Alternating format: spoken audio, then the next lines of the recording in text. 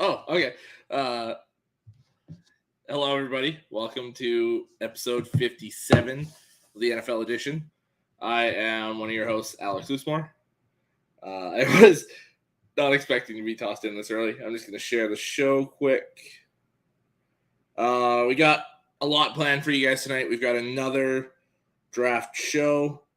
We've got the breakdown of the Baker Mayfield trade. We're going to discuss all that. We've got what else do we got here? We're gonna go over the NFC South now, what that changes with Carolina. We're gonna talk some NFC North and some AFC North, more specifically the Browns and Ravens in the AFC North and the Packers and Lions, I believe, in the NFC North. It's not showing it live on there, so I will just come back to it. Marty, man, you're not late. We just started. Oh, good, man. Yeah, I had something else here. I completely forgot.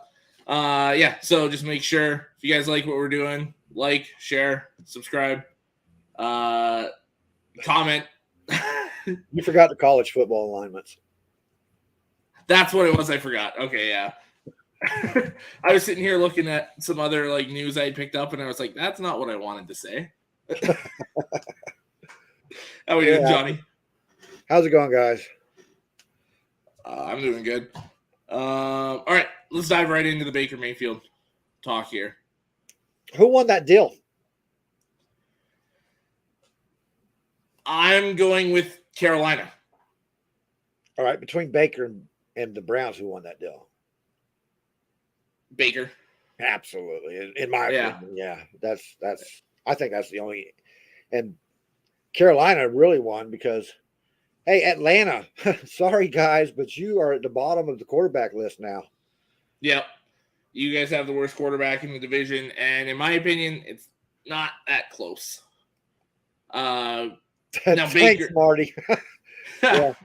Facebook hates me, man. Yeah, they deleted my account. Ugh. Yeah, and we found this out the other day here, so we've been scrambling trying to figure it out, what it means for the show and all that. And yeah, it's been crazy. Marty says Baker Mayfield, hands down. Zagnif says Carolina came out ahead, and then Baker came out ahead. Absolutely. They only gave up a possible fourth-round pick, conditional fifth-round pick 2 years from now for a guy that's going to start for them this year. Right. And out of the 18.35 or whatever it was that Baker was making this year, it was about $5 million that Carolina has to pay because he's taking a $3.5 million pay cut. Cleveland's still paying a guy $10 million to not play for him. 100%. So, Marty, later in the show, I'll put my number on the scroll down here, and then you can go ahead and do that, bud.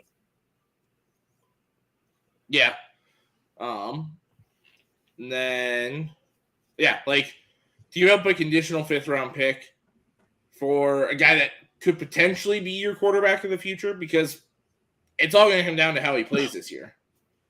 I know they drafted Corral, but if you get this guy playing well for you with the team built now, the way it is, he could be your guy for the future. I truly feel that. Now, whether he is or not remains to be seen. I don't feel like Matt Corral stands a chance against Baker early. I agree. I feel like Baker's a much better quarterback. Absolutely. I mean, you've seen the statistics between him and they've been running on NFL. Darnold. Yeah, Darnold. They compared his statistics to Wentz and stuff like that. And he's by far has got better stats, man. Well, and think about it too. He went from a predominantly run system to a system that's gonna let him play to his talents more. I saw that, and I was just like, how long till that gets brought up? Oh my God! Sorry, guys, about that show. That that didn't go off the rails. That train wrecked straight into the side of a building, man. If you didn't see that show, be thankful. It sucked.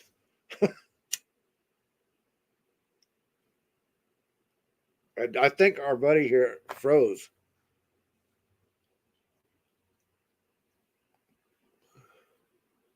Hey, Alec, what's up, buddy? I thought you couldn't get online. What's going on with you? You're frozen. I know you can't see this.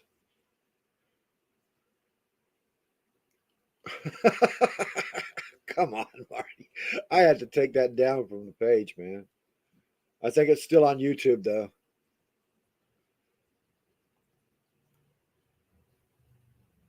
Loosey goosey. So you guys can see Alec decided to stay on YouTube tonight and not join us. All right. I'm picking at you, Alec.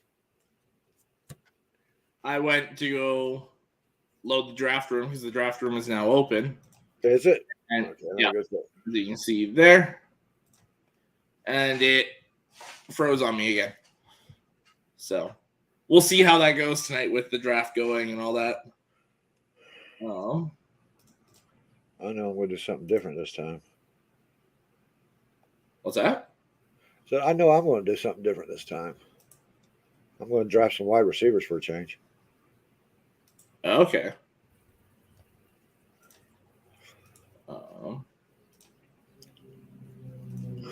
Oh, okay. I know why it was not letting me share on Facebook. Show's not on Facebook yet. It's not. No, we're having errors. That's why I was like, why are we only getting comments from YouTube? I didn't even notice. Okay, I will deal with that. 100%, Marty. 100%. We'd be glad to have you. We're having technical errors now.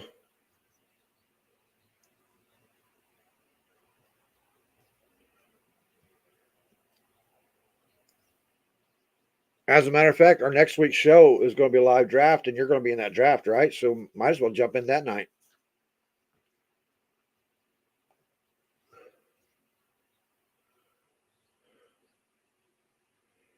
All right. So the Baker Mayfield thing, I'll talk about that for a minute. While Alex is trying to fix this.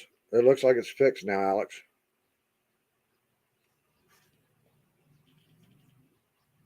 Refresh.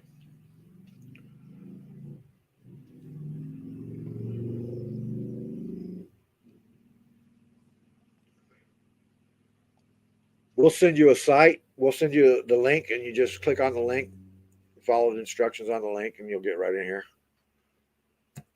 We'll get you in here, bud.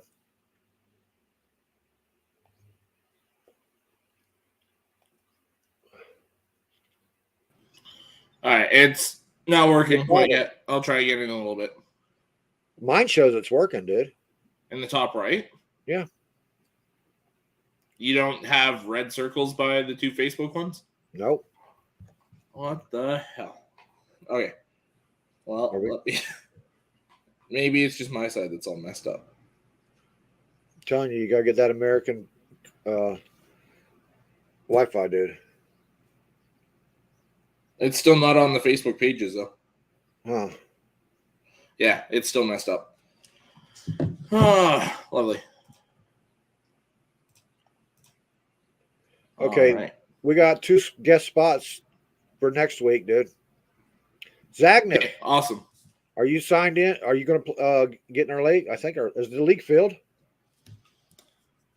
Well, no, because there was a bunch of random spots in there, and I hadn't added these guys yet, so I kicked a bunch to start adding these guys in.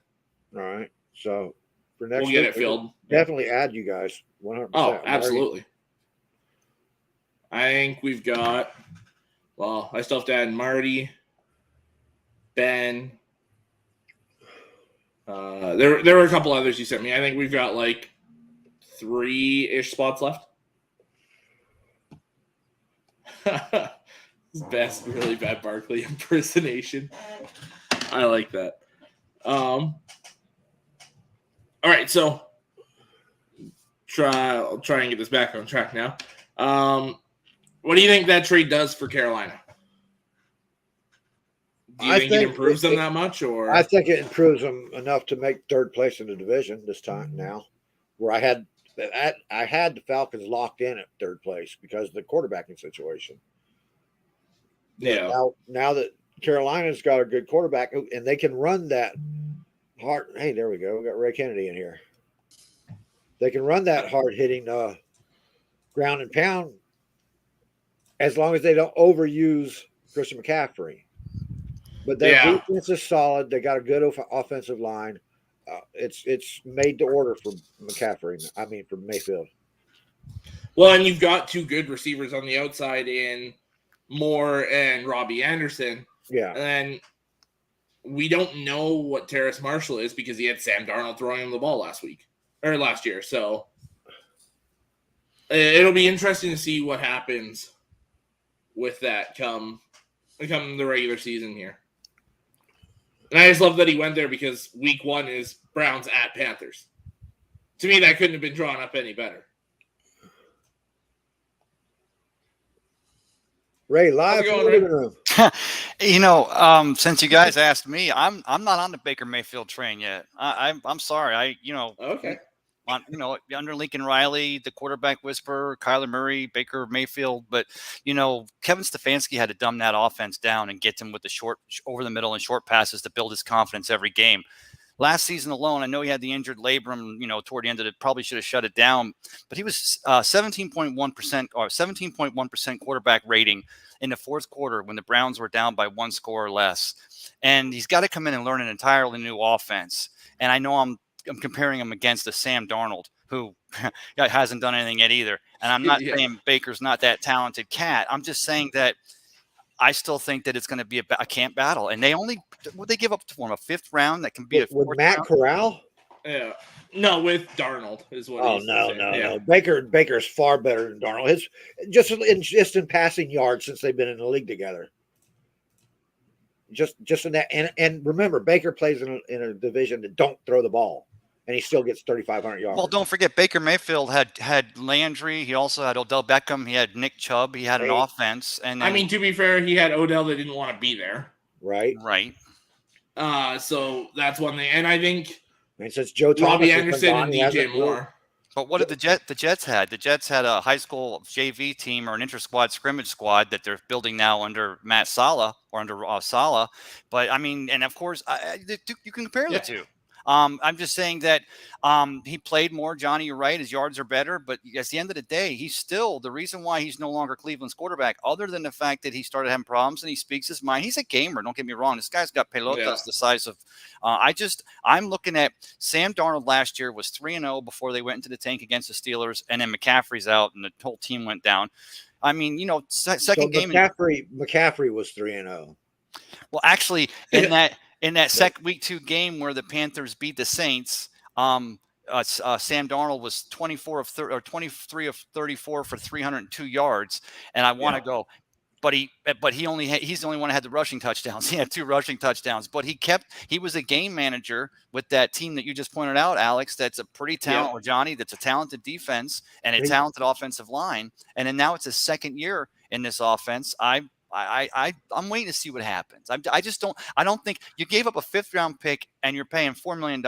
I mean, there's backups in the league. Blaine Gabbert's making almost that, and the Bucs didn't give up a 5th round pick. Chase Daniel's probably making more. Sure. No. To me, I watch his skill set, man. He's far more talented than Darnold. He just is. He's tougher. He can take a hit because after Joe Thomas left, that offensive line was crap, dude. Yeah, it was. That right. And it's still first year or two of Baker's career, it was bad. He was running for his life all over the place out there. Yeah. He was sacked 9 times in that last game season against Pittsburgh. That last game last year, this last 2021 season. And that's with a torn labrum, broken ribs, and a bad ankle. So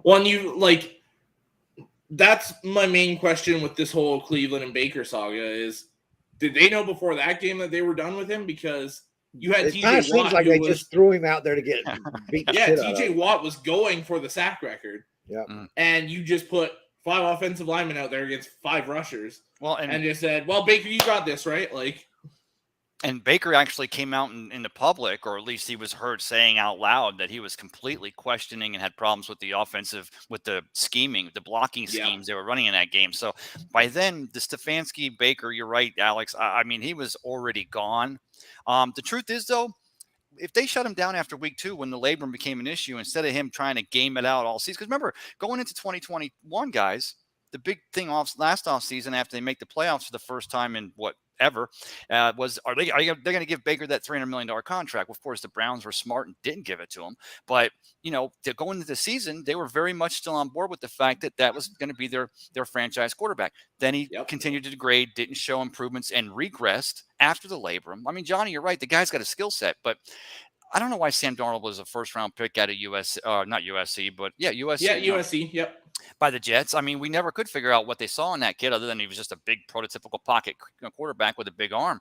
But he also showed improvement last year, and it's his second season in the Panthers' offense. I'm not saying that Sam Darnold should beat out Baker. I just think that you give up a 5th-round pick and you're paying a guy $17 and a pound of famous Jameis crab legs. I'm not saying you've automatically anointed Baker. And as a coach, just like Clyde Christensen not telling Kyle Trask, we're going to give you another redshirt year.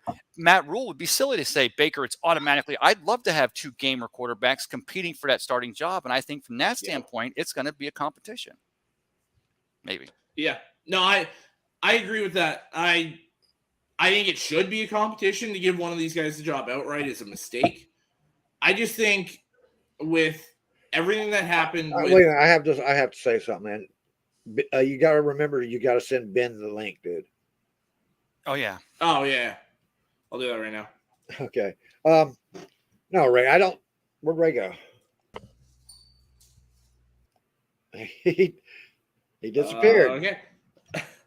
I wanted to ask him about that Baker Mayfield going backward. He was not. He was improving every year, man. Last year you can attribute it to the shoulder.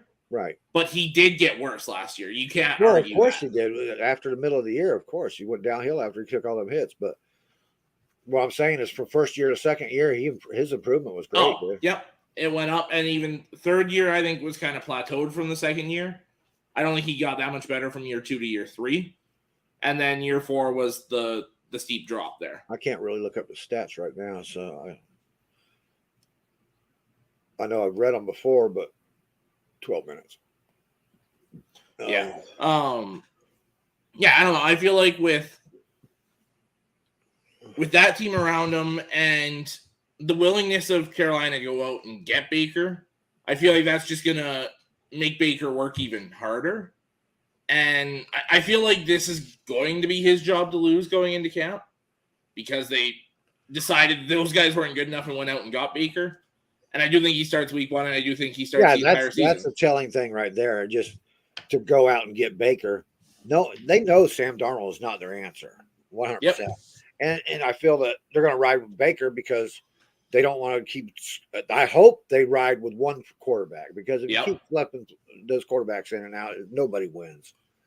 But then if Baker don't show up through the season, they'll be in position to draft a quarterback. Well, and probably with a new head coach, new GM. Yeah, absolutely, yeah. GM might stay. He's done a pretty good job. Although the quarterback's been his issue, so they might chuck him out the door, get a new guy, and you got a list of quarterbacks in your locker room longer than than your lineup, than your starting. Yeah. That's not drafting well. That's not at that position anyway. They have drafted their defense pretty well. They've drafted their offensive lines okay. It's much better now. Huh? It's good now. It's not great. It's good. Exactly. Now. Yeah. Sorry. Kwanu and Moten that's a very good tackle tandem. Your inside's okay. You've got like Corbett and those guys are going to make an okay interior offensive line. Your tackles are set. It's your interior guys you got to worry about there. So that leaves Jimmy G to Seattle, right? I'm not so sure. Well, they're out there actively trying to get trades for him. So, but why would you trade him in division? Why'd we trade Winston in division? We didn't trade him, but yeah, we didn't trade him. He walked. We could have blocked that though. You know that. Not when he's a free agent. Or we could have signed him. That's all he wanted. Yeah. We could. But you guys went and got Tom Brady instead. Door number 2. Yeah. When it comes to Jimmy G, an underrated team to look out for, one of these dark horse teams that I've been hearing more and more this week. Say it, Alex. The Cleveland Browns. Oh, I thought Detroit Lions maybe. Well, that's been getting discussed more and more. Right there. Yeah. Think about it though. You're paying Deshaun $1.5 million this year. You're paying 10 for Baker. You're paying like 2 for Jacoby Brissett. So you're not even paying a starting quarterback salary right now. Yeah, that's going to be your starting quarterback. So, but and you go get Jimmy G for a 3rd round pick, maybe.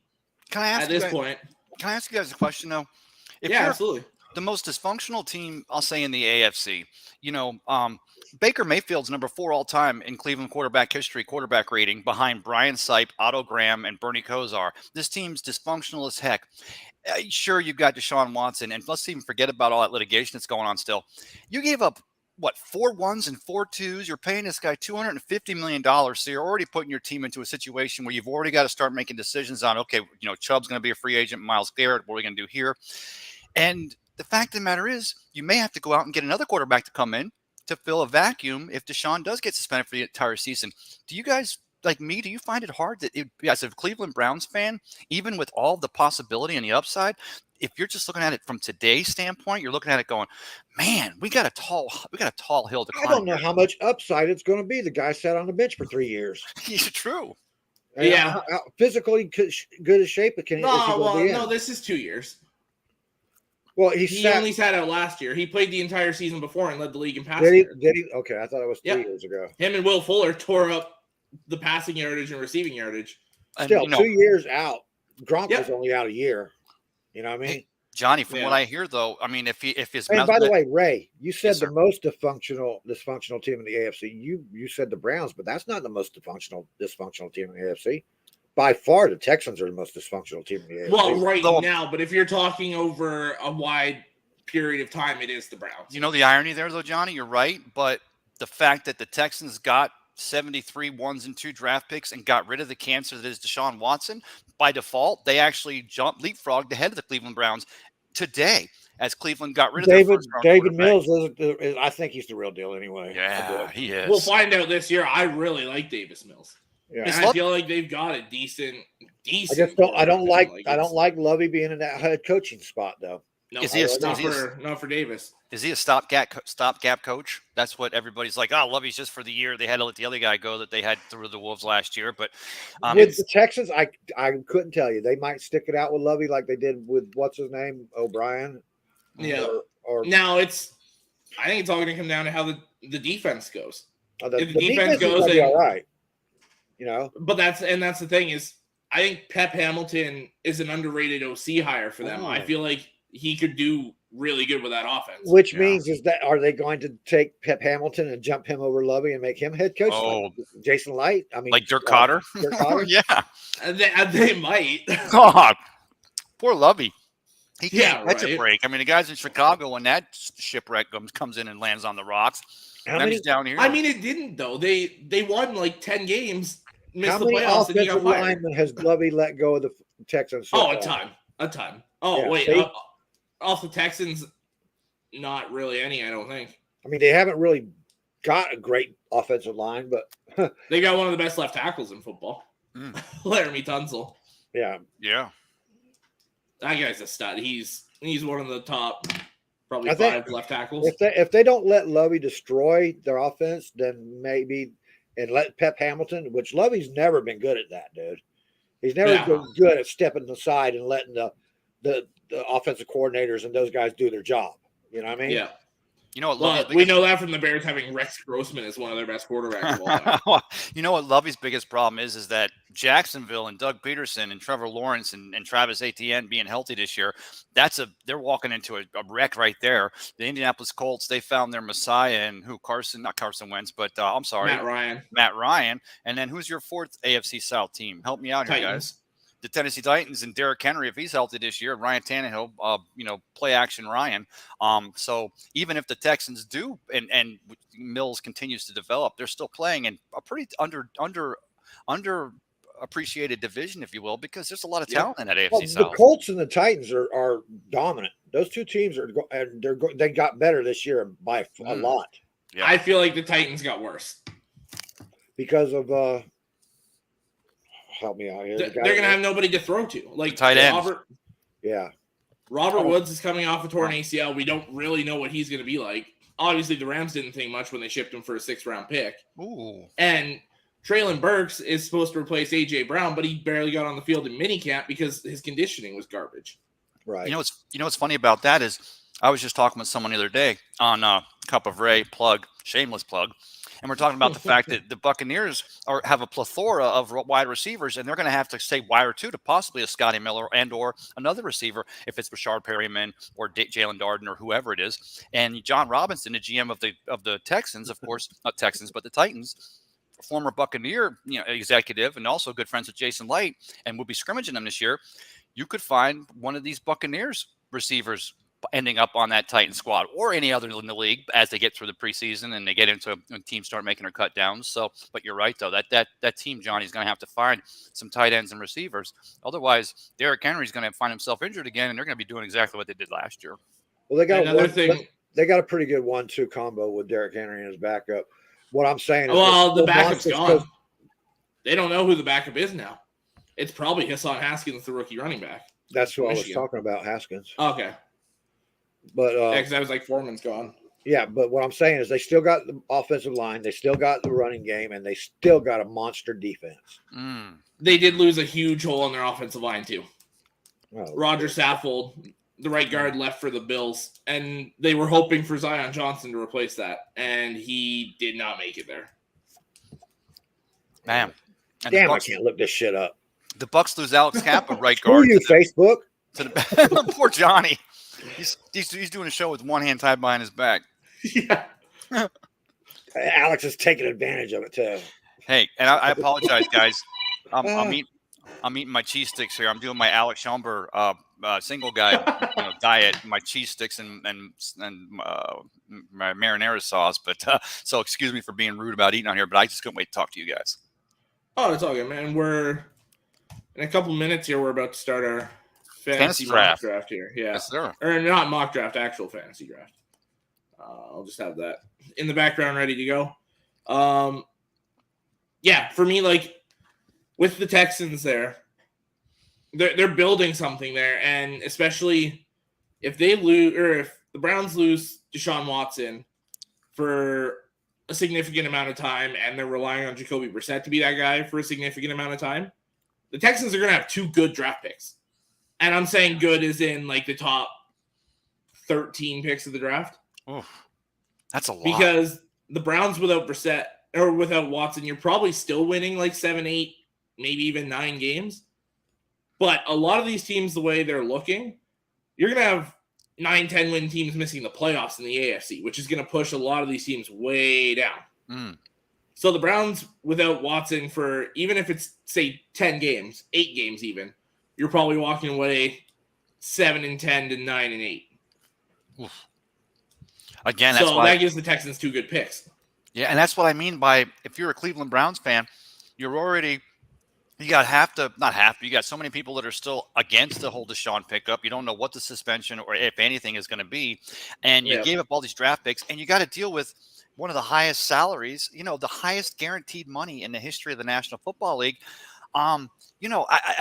In here in Tampa Bay, I'm not going to keep pushing the Bucs because this is the NFL edition. But to be honest with you, having Tom Brady. Ray, let me break in just a minute because we got 1 minute before we got to get onto the fantasy. Go ahead. Sorry, Johnny, please.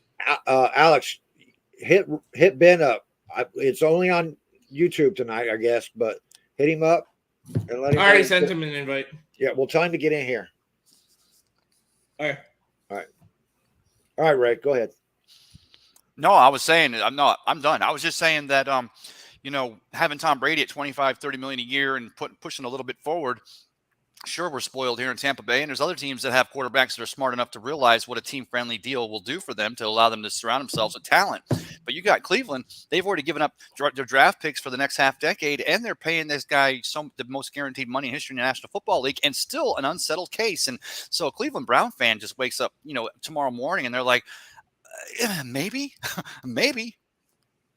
Yeah. Now on the clock. All right, our draft is started. Thank you. You went Derrick Henry, I went Jonathan Taylor. Taylor's my number one guy this year. Great 1-2 punch right there. Yeah. For me, Ray, to go off of what you said, a lot of people just look at the contract for Deshaun Watson and see the 230 fully guaranteed. Right. That contract is actually, believe it or not, kind of team friendly for the Browns. Because with all this salary cap BS that goes on, that 230 is spread out as a cap hit over those 5 years. So you're looking at what? 43, something like that million, which for a quarterback right now is kind of what's to be expected. And then you go and so that's 43 million a year on the cap hit. Right. And then, but they've pushed it to start next year. So he's only 1.5 against the cap That's true. this year.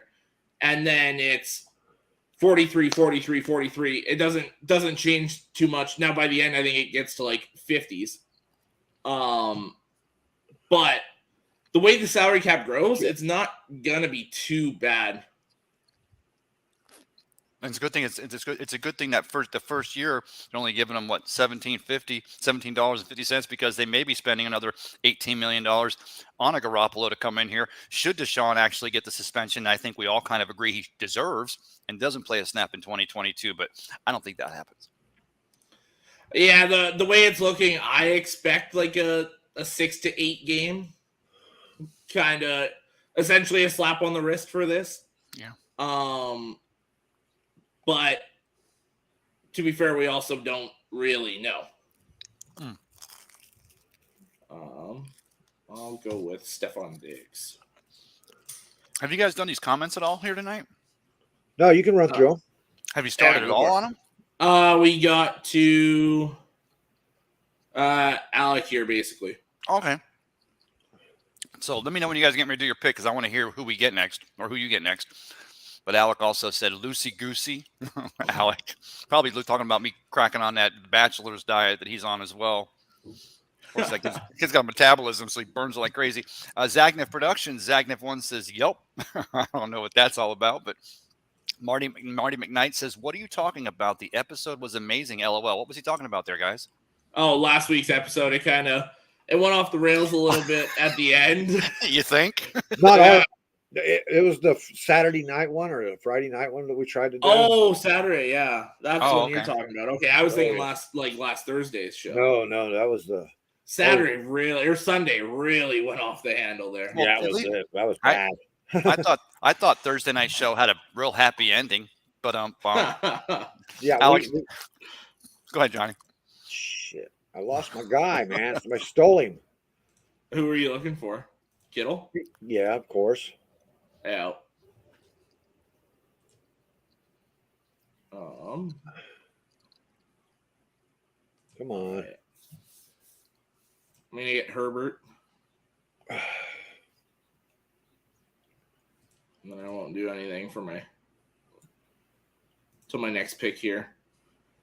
So Johnny went Hawkinson with his 4th round pick. And to start the 5th round, he goes with Ryan Suckup, kicker, Buccaneers. I went kicker. Same position. He went Justin Tucker. That's a great pick. Justin Tucker's your guy. If you're going to go kicker, that's a great solid kicker pick right there. Kicker picker. So when are you up, Alec? I'm right after him, Alex. Here. All right, I'm going to take the comments away for a second here. I'm going to go with Pat Freiermuth because I also want a tight end. I wanted Darren Waller, but he matches bye weeks with DeAndre Swift. And then I wanted Goddard or Knox, but they match bye weeks with Stephon Diggs. So I couldn't go there. So Pat Freiermuth gives me another player not on the same bye week. Right. If I can point out there, I think people who are watching here, they understand this. That's the reason why they are watching. But the depth of knowledge that you bring, Alex, knowing the guy's got a 12-week bye week, or he's going to possibly be on vacation in Bermuda. So it literally takes you to a pretty good, solid tight end there in Pittsburgh. Pretty good pick. Yeah. Go ahead and throw another comment up here. Zagnef Productions. Zagnef1 says, coming soon from Marvel, a new superhero film starring Alex Loosemore as Iceman and Frozen, the Fractals Diaries. That's a good one. Zagnef brings it every week, man. Oh, yeah, he's awesome. And Marty. Alex says, having to be at work at 5 a.m. tomorrow caused me not to be on a show tonight. Miss you, brother. Hey, I hope everybody out there saw my post. Go to Ray Kennedy's Facebook, my Facebook. If you've not seen yet, Alex's reaction to being on the air live when Tom Brady announced his return. And I think you guys both agree. I'm sure that was pretty priceless. Oh, yeah. McLaurin. Yeah, he was funny. Johnny, let me know when you're coming up on your pick. Or Alex, are you next? I'm up right now. Oh, kneecappers. Quit biting kneecaps. All right, I'm going to go with Travis Etienne. Oh, that's a steal, brother. And at the end of the 6th round, Johnny goes the Ravens team defense. And to start the 7th round. You do know, Johnny, that Ray Lewis retired. I'm kidding.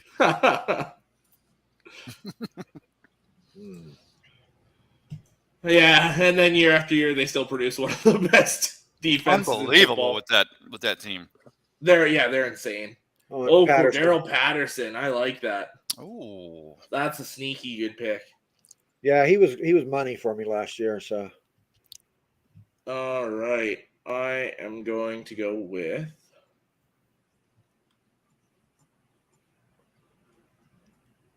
This is a super flex league. I'm getting Burrow again. Nice. I'll roll with Herbert and Burrow as my 2 quarterbacks. Burrow's going to blaze in the AFC North this year. Blaze. Just, I know we've talked about Pittsburgh and we talk about, but I'm just Joe Burrow, what they're doing up there, not just because they were in the AFC Championship, and I still like them to be. And of course, the Bills get in there, and then the Chiefs are going to somehow, even though they trade away the entire team. Andy Reid, I still like the Bengals, and bury the lead. That defense and that secondary the Bengals have helps that offense produce. Yeah, that defense basically overperformed last year. Like they balled out. Yeah, and then. When you're going into Baltimore and putting up like 45 points on the Ravens like they were last year, it's kind of hard not to like them. I like them to make the playoffs again this year, but I've got them losing in the 2nd round, I believe, with my predictions that I did. Wow. Who is that now? The Bengals. Cincinnati. My daughter's in Cincinnati right now. Okay. She's working she's a computer animation artist, and she's in an animation house there in Cincinnati.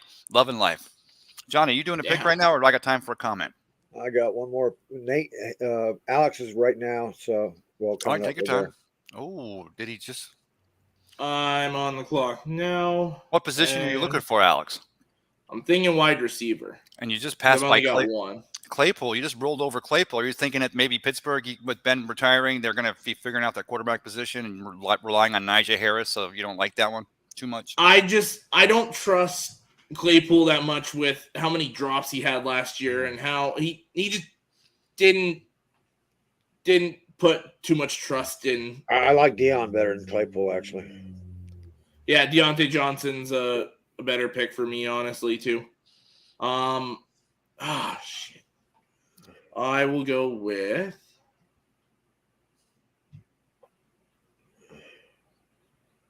what do we got here? I'll go Rashad Bateman. It's a little early, but. Ooh. And then Johnny goes Tom Brady. And you get him this late in a redraft. Oh, and then Trey Lance.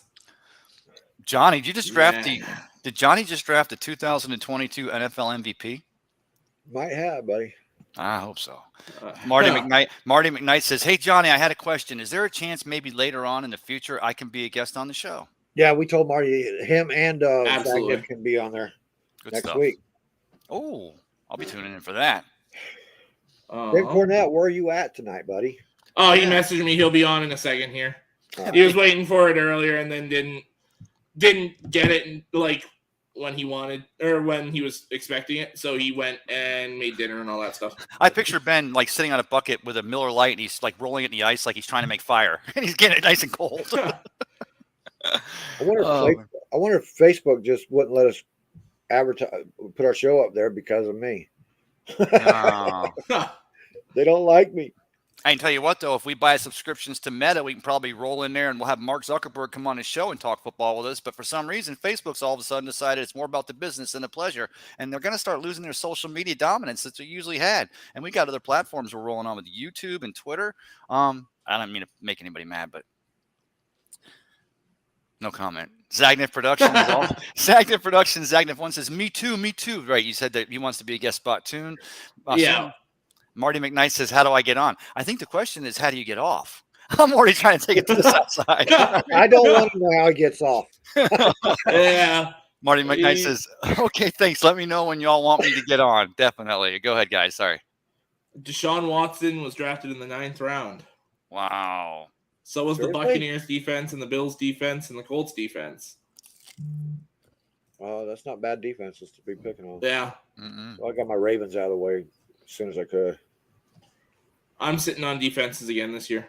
I wanted to get Buccaneers and Ravens paired up, but that never freaking happens. All right. I'll get my first team defense now. Oh, don't do it, Alex. These are all the teams that are still available, eh? Yeah, I'm on the Steelers. There you go. Oh, okay. But still, okay, no, someone already did get the Dan Quinn and those Cowboys defense that Buccaneers face in week 1. No, they're right there. They're still Russell Gage. Oh, Johnny. And I'm going to add Chris Olave to that mix. Oh. Okay, good picks. Like it. Wide I receiver. got running back, don't I? No, I need another tight end. No, I need another defensive player. I just need them all. I'm going to go with Cortland Sutton for my next wide receiver. I think he's going to be Russell Wilson's go-to guy. As I choke over here, does anyone know the Heimlich? I knew somebody named Heimlich one time. What? I'm not even going to ask JD. Zagnif's production, Zagnif one says, I'll come on and give you my best really bad Barkley impersonation. Alex Schomburg says, Canadians pay each other in syrup, eh? Come on, man. Where's that coming from there, Alec? Zagnif production says, nah, I don't do fantasy football. I'm too ADHD to remember how to switch up my rosters. That's why you do auto picks. Alex says, oh, we did this one already. So I actually worked backwards, didn't I, guys? Well, Alex says he would show up when he's not on tonight. Oh, and he says a bad word. I'm not going to repeat that word. Marty McKnight says, in my opinion, Lovie Smith was a better coach than Greg Schiano, LOL. I know I'm stepping out of limb on that one. Not really so much, though, is he there, Johnny? Not really. Yeah, I was like, I wouldn't disagree with him there. Yeah. Oh, I got it. Oh, I know who I'm going here. I'm going to get one of my handcuffs. I'm going James Robinson to pair with Etienne. I wanted Etienne, but... So you went both Jacksonville running backs. Yep. And then Johnny went Chase Edmonds. And then to start the 13th round, he goes with Dalton Schultz. That's a good pick. Wow. I figure he might be a Buccaneer sooner or later, but yeah. Yeah, maybe. I thought it was T. I thought T. Higgins was still on there, but that's T. Higbee. And you're a tight end anyway, not wide receiver. Yeah. Ugh. I noticed we kind of went right down. I'm going to throw this out there just because I'm here in Tampa Bay. We think Cam Brate may be the veteran presence in the tight end position for the Buccaneers, but we don't trust him enough to really put up those big fantasy numbers, do we? I mean, he's never really been a big fantasy numbers kind of guy, but he's pretty dependable. Well, as far as like that goes, George Kittle, I mean, even Gronk wasn't big on the fantasy points. That's true. We had Gerald Everett to pair with Justin Herbert. There you go. Nice. Throw another comment in here. You Buck got Justin Station. Herbert on all your fantasies, don't you? Yep. All your leagues. Buck Station says, "Go Bucks." Coming on a YouTube station. Ben Cornett says, "Is that Ray?" Buck Station says, "Any hope on getting OBJ?" Oh no, No. Please, As Ray said earlier, you guys are going to be in a position where you got to get rid of a couple of receivers. Let's not add one more to that situation. I think Johnny will agree. If Russell Gage, who Johnny just picked up in the fantasy draft here, if Russell Gage hadn't come here as a free agent, then OBJ may be on this squad as we speak. But I think that covered your veteran presence, and you still have a lot of young, gifted receivers, and even a couple like a Scotty Miller and maybe even a Brashard Perryman that, I think that would just wax it off right there. Yeah. Yeah. I like what Russell Gage brings too, so Oof. I'm not a bit disappointed in him. Not at all. Ah, shit. Oh. And if Godwin's not playing at the beginning of the season, Russell Gage is going to get a lot of touches. Precise route runner, also has very good speed, and he's a hard worker. I mean, brings it. So I'm somewhere. I probably tonight over at Brady's house there in Tampa. Oh, Jefferson. Not my bad. I was hoping for Amon-Ra St. Brown. Ooh. But was he already gone? Picked. He just got picked. Oh, shit. I'm going to go with Breece Hall. Oh, and then Johnny goes TJ Watt to end the 14th round and to start the 15th round. Marty McKnight has a great question. Was Deshaun Watson drafted with his towel as well? I feel like that's a package deal now. That's a good one. That was. Wow. We're starting it again. I just went out on a limb with a Christian Kirk one. But Johnny goes Christian Kirk. Okay. He's the vet that I think is going to get the most targets out there. I'm going to go another Jet here, another rookie Jet. I'm going Garrett Wilson. Ooh. You know what? I forgot to put my rookies up. And yet you drafted Chris Olave. Yeah. Well, he was there, and I just. Yeah. Ronald Jones just went off the board. Is London still on the board as far as wide receivers go? No, he got picked last round. Just before Amon-Ra St. Brown. Wow. I was going to go with him, but too many bye week mashups. Okay. I'd like to be able to field a team in week 14, so. Yeah. Well, that was last year with fantasy football. It was week 6 and 7 were just like the 2 weeks of death where like half the freaking league had bye weeks. Yeah, it was. And the whole beginning of the season last year was a screw up. Well, guys, what was 2020 like? I mean, literally, especially when things got bat poo crazy there and people were going out, if you came in within 60 feet of somebody who may have been within a state's distance of someone who had COVID, I mean, you were just switching it up. How many drafts or how many leagues were just, points must have been down on average across the entire leagues because you had players down. You had, if you'd had, I've got both Denver's quarterbacks, and then they played that week 11 game where they played a wide receiver quarterback. Crazy stuff there in 2020. Ray, sorry, go ahead. Ray, did you ever get signed up for our next draft? For fantasy? No, he's one of the people I still have to add. I didn't add any of them. I slacked. I just feel the whole Bucs team. That's why I never win fantasy. It's just man. I kid. Alex Schumberg coming in on a YouTube channel says, did anyone peep NFL Live say or hear that Godwin left Buccaneers in the offseason? Effing dumb butts. I mean, they made that mistake. Well, I gotta look up my player, man. Go ahead, Johnny. Marty McKnight has a Russell Gage comment. I feel like Russell Gage has the potential to be a breakout star in fantasy football this season. Absolutely. A la an Antonio Brown, which as long as Chris Godwin's out, because not only does Chris Godwin play inside of the slot, but Gage has that straight speed that when Godwin does come back, Gage is back on the outside, and you saw the points that Antonio Brown could have gotten potentially, depending, of course, his playing time early on will be how healthy Chris Godwin is. Yeah. Alex Schomburg says, and I will go to get my wings at the world famous Ferg Sports Bar and Grill down on Central Avenue, just below 16th Street. And I won't go there. It's your show, guys. Ben Cornett says Ray signed on to Mariah Carey's fantasy. no, Mariah Carey signed on to my fantasy, Ben.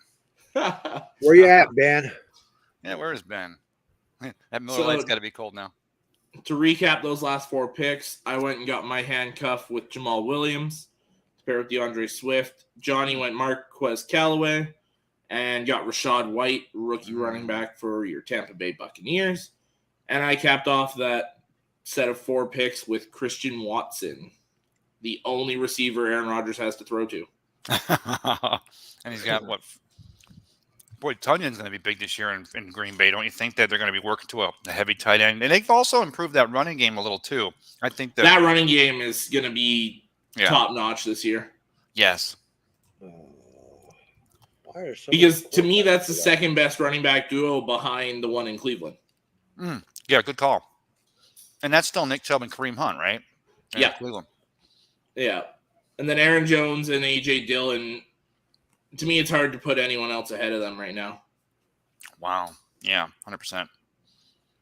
What do I need here? I still haven't got a defensive player or a kicker. All right, let's go get our kicker. Screw it. Let's get. Is Koo available down there in Atlanta? I'm sure he went first kicker, right? He already got second kicker. Oh, good. Johnny got Justin Tucker first. Tucker, okay. I'll go Evan McPherson, the Bengals. The guy from Cincinnati. That kid's nails. What a guy. He could have almost been rookie of the year. I mean, I know it sounds crazy, but the lock on him with the making those kicks, how many games did they win down the stretch into the playoffs? A lot. Walk-off kicks. That kid's nails. Yeah. My last three picks were Marcus Callaway, Rachaad White, Tampa Bay, and Kenyon Bourne from New England. And who am I? Kendrick Bourne, yeah. Yeah. My thing is reloading here. Marty McKnight says Aaron Rodgers may have to ask his pinky toe to suit up as a slot receiver. Yeah, he might. Damn. I don't really want him. I'll go here. Tyler Higbee. Just load. You got Tyler Higbee? Yeah. He was still there. Wow. Yeah. Oh, Jesus. All right. And I will now go. I got to get a defensive player. One more pick. I'll go with. Oh, shit. I didn't know he was still there. There's a lot of good guys still there. Yeah. Now, is this guy still here? Yep. I'll go Minka. I knew you was going there. I got my linebackers. I need my defensive line guy. Alex, I know you know the NFL top to bottom, and of course, you and me have got the Detroit Lions in common. And you're sensible, thinking they're still a year or two away, but Dan Campbell's doing some magic there. But I'm seeing a recurring theme. You've been a Pittsburgh Steelers fan your entire life, haven't you? A little bit. I love watching the Steelers. Yeah, I love that AFC North. To me, like playing offensive line my entire life, I love that just nasty, gritty, physical football. Yes. And they bring that every week. So yeah, I've loved watching those guys year in and year out. Yeah, you can't miss a Ravens Steelers game, man. That's must watch every single time. That's true football right there. Yeah. Speaking of Ravens, do you think that the Ravens are having a hard time sitting across the table there from Lamar Jackson and trying to explain to him how they love him and they know that he was 2019 MVP of the league? I've got a different take on that, so me and you are going to knock heads on that. I hear you.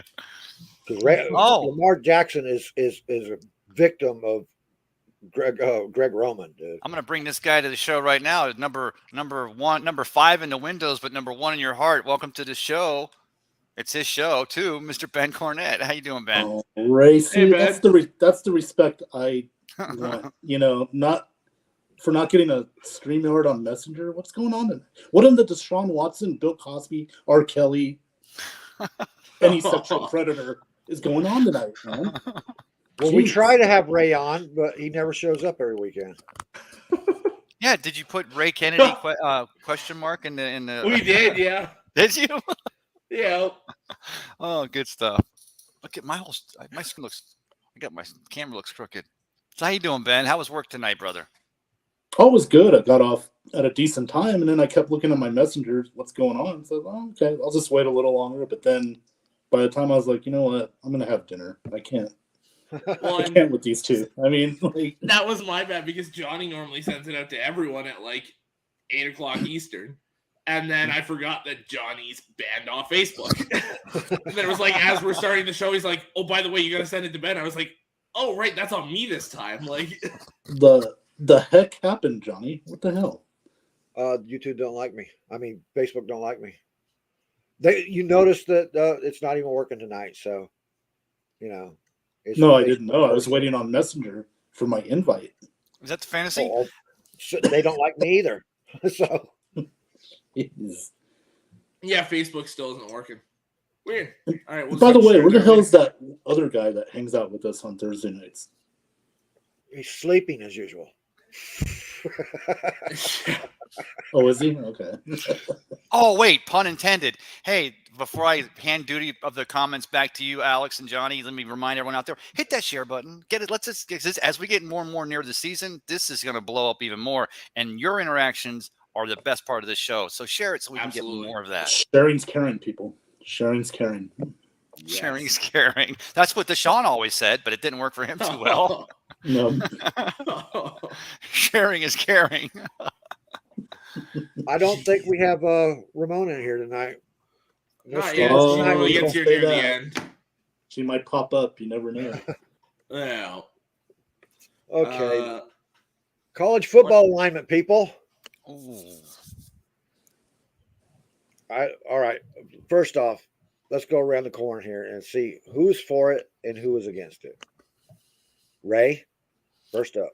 Am I for NIL or realignment of divisions? The realignment. We're strictly talking about realignment. I think, Johnny, just like you said, you had to have NIL because of the portal, or you had to have the portal because of NIL. I believe you have to have the alignment because of NIL. If not, then college football, even though you think teams are going to get more and more fair, it has to. This is going to help things actually even out. Teams are going to have to struggle a little more. Teams are going to have to a little more control of their schedules. I think it's going to continue to build on. So I think that, yeah, I'm in favor of it. Yeah, get rid of that stupid bowl thing. Make the bowls matter again. Mm-hmm. That's a great call. We need to get rid of the pointless bowls. We need to. Yes. You can't, like, I'm sorry, when you watch the Hawaii Bowl on, like, December 28th and there's 5,000 people in the stands and it's just everyone's mom and dad. Well, when they get we don't need to play that one. When they get it split down the middle and have the divisions and stuff, each division can have their bowl games as their playoff games. Yeah. The last man standing in each division goes into a playoff situation. Yep. You use the bowl. You set the bowls into tiers, and like that third tier is your basically setting up your conference semifinals and all that. Yes. Your tier 2 is your conference championships, and your tier 1 is that overall college playoff. Yep, exactly. And your tier 1 is your Rose Bowl, your Sugar Bowl, all those. Like your New Year's. Yeah, because you'll have your conference championships. You'll have your conference championships with the Big 10 or 10,000 and the SEC, right? And then the winner of those go on to play each other in the Can I ask you though? We're forgetting the divisional realignment money, and the NIL is going to the players, and gambling is going to help people, and the networks are going to be paying more now because these games are going to become more relevant. Can we do away with the whole row your boat gently down the stream bowl as far as the names of these things? Because I mean, if I'm a college player today, and 30 years from now, when I'm explaining to my son or daughter how grandpa or Mike's grandchild, how grandpa played in this bowl, like you said, Alex, the sugar, the cotton, the orange bowl. I don't want you have to say we played in the 1-800 Ask Gary Bowl, or the buy your cars the Idaho Potato Bowl, the Tostitos toilet bowl. But yeah, it's just that there's a lot of reasons why bowls became irrelevant, and one of them I think is because the names of these things, they've lost their significance historically, because now it's just whoever bid the most to have their name. The Jimmy Kimmel Bowl. I mean, I don't Well, care about the bowls if they're used right. I don't give a shit what their names are. I mean, for Christ's sakes, we got Raymond James Stadium is a banking institute. You know what I mean? That's true. So it don't really matter to me. And soccer's been doing it for years. What matters is I want those games to mean something. Something. Yeah, when you've got all these college players sitting out because I'm looking towards my future, it just shows the games don't mean anything. All right, Ben, are you for or against the realignment? I'm kind of an old school traditionalist, but at the end of the day, though, part of tradition is also changing with the times. So I feel like, okay, if you're going to do the NIL, you might as well go with this alignment. Now, it's going to be interesting to see like the smaller teams like the Cincinnatis and the where they're going to go, like the Texas Techs and Colorado, stuff like that. It's just that when you talk about players are sitting out, they're probably going to sit out anyway, regardless. I don't think that's going to really change, especially if their draft stock gets high. So that part, it will if like bonuses become a thing and that kind of stuff. Oh, well, even if they had this pay for play stuff when I was playing, I'd have worked a lot friggin' harder to be somebody. I would have went and played college ball. Right, but again, though, I mean, you're still, if you're a high draft pick or projected to be a high draft pick, they might pay you more not to play. Well, if you're gonna be one of these guys that's basically like a bona fide guaranteed top 10, I still kind of understand that. But these guys that are skipping, saying I'm getting ready for the NFL when you're expected to be a 3rd round draft pick, to me, I'm just like, okay, but you could use this game to help you, like. Those guys that still have that's another thing about this too. I mean, it's going to put more pressure on these players to play in those games because it's going to mean something. What I mean? And because you're going to be going against top tier talent no matter what. And another thing, it's those 6 old men to NCAA. Those guys are on borrowed time right now because once this is done and they start, the colleges are going to put together their own commission to run this, and hopefully they'll orchestrate it like the NFL league. You know what I mean? Well, another thing I would like to see, if you're going to go with this, then you need to not play teams that are Division 1A on the schedule, the cupcakes, as we like to call it. Absolutely. They're going to be forced to play. They're going to be forced into playing. Play Division 1. CFC. Alabama shouldn't be playing the Citadel. Well, yeah, and it's going to be strength. It's going to be strength of schedule. I mean, like you said there, Ben, it's not going to be the puff pieces, the triple A teams that are getting paid big money. And, SI.com had a great take on this. And I'm sure you guys probably either read this or heard it or agree that what's going to happen with the realignment is it's going to become harder and harder for there to ever be a Cinderella from out of nowhere team, just someone we didn't see, that a coach like maybe a Deion Sanders in a Jackson State, but that a coach just put this program together and they had a blazing, incredible year like a Tulane back in the day or a Marshall. But you're going to actually make more parity among a large group of the top tier teams. So you may not have your big Cinderella story coming from out of nowhere, but no longer Cincinnati last year. Right, but it's not going to be Clemson, Bama, and someone else fighting for the top every year because they're going to all have strength of schedules, and you're going to get a lot more mix in there. So I think that's the best part of it. A good point here. That the Texas, the Cotton Bowl, right? With Texas coming into SEC and all that stuff, and we have realignments all over.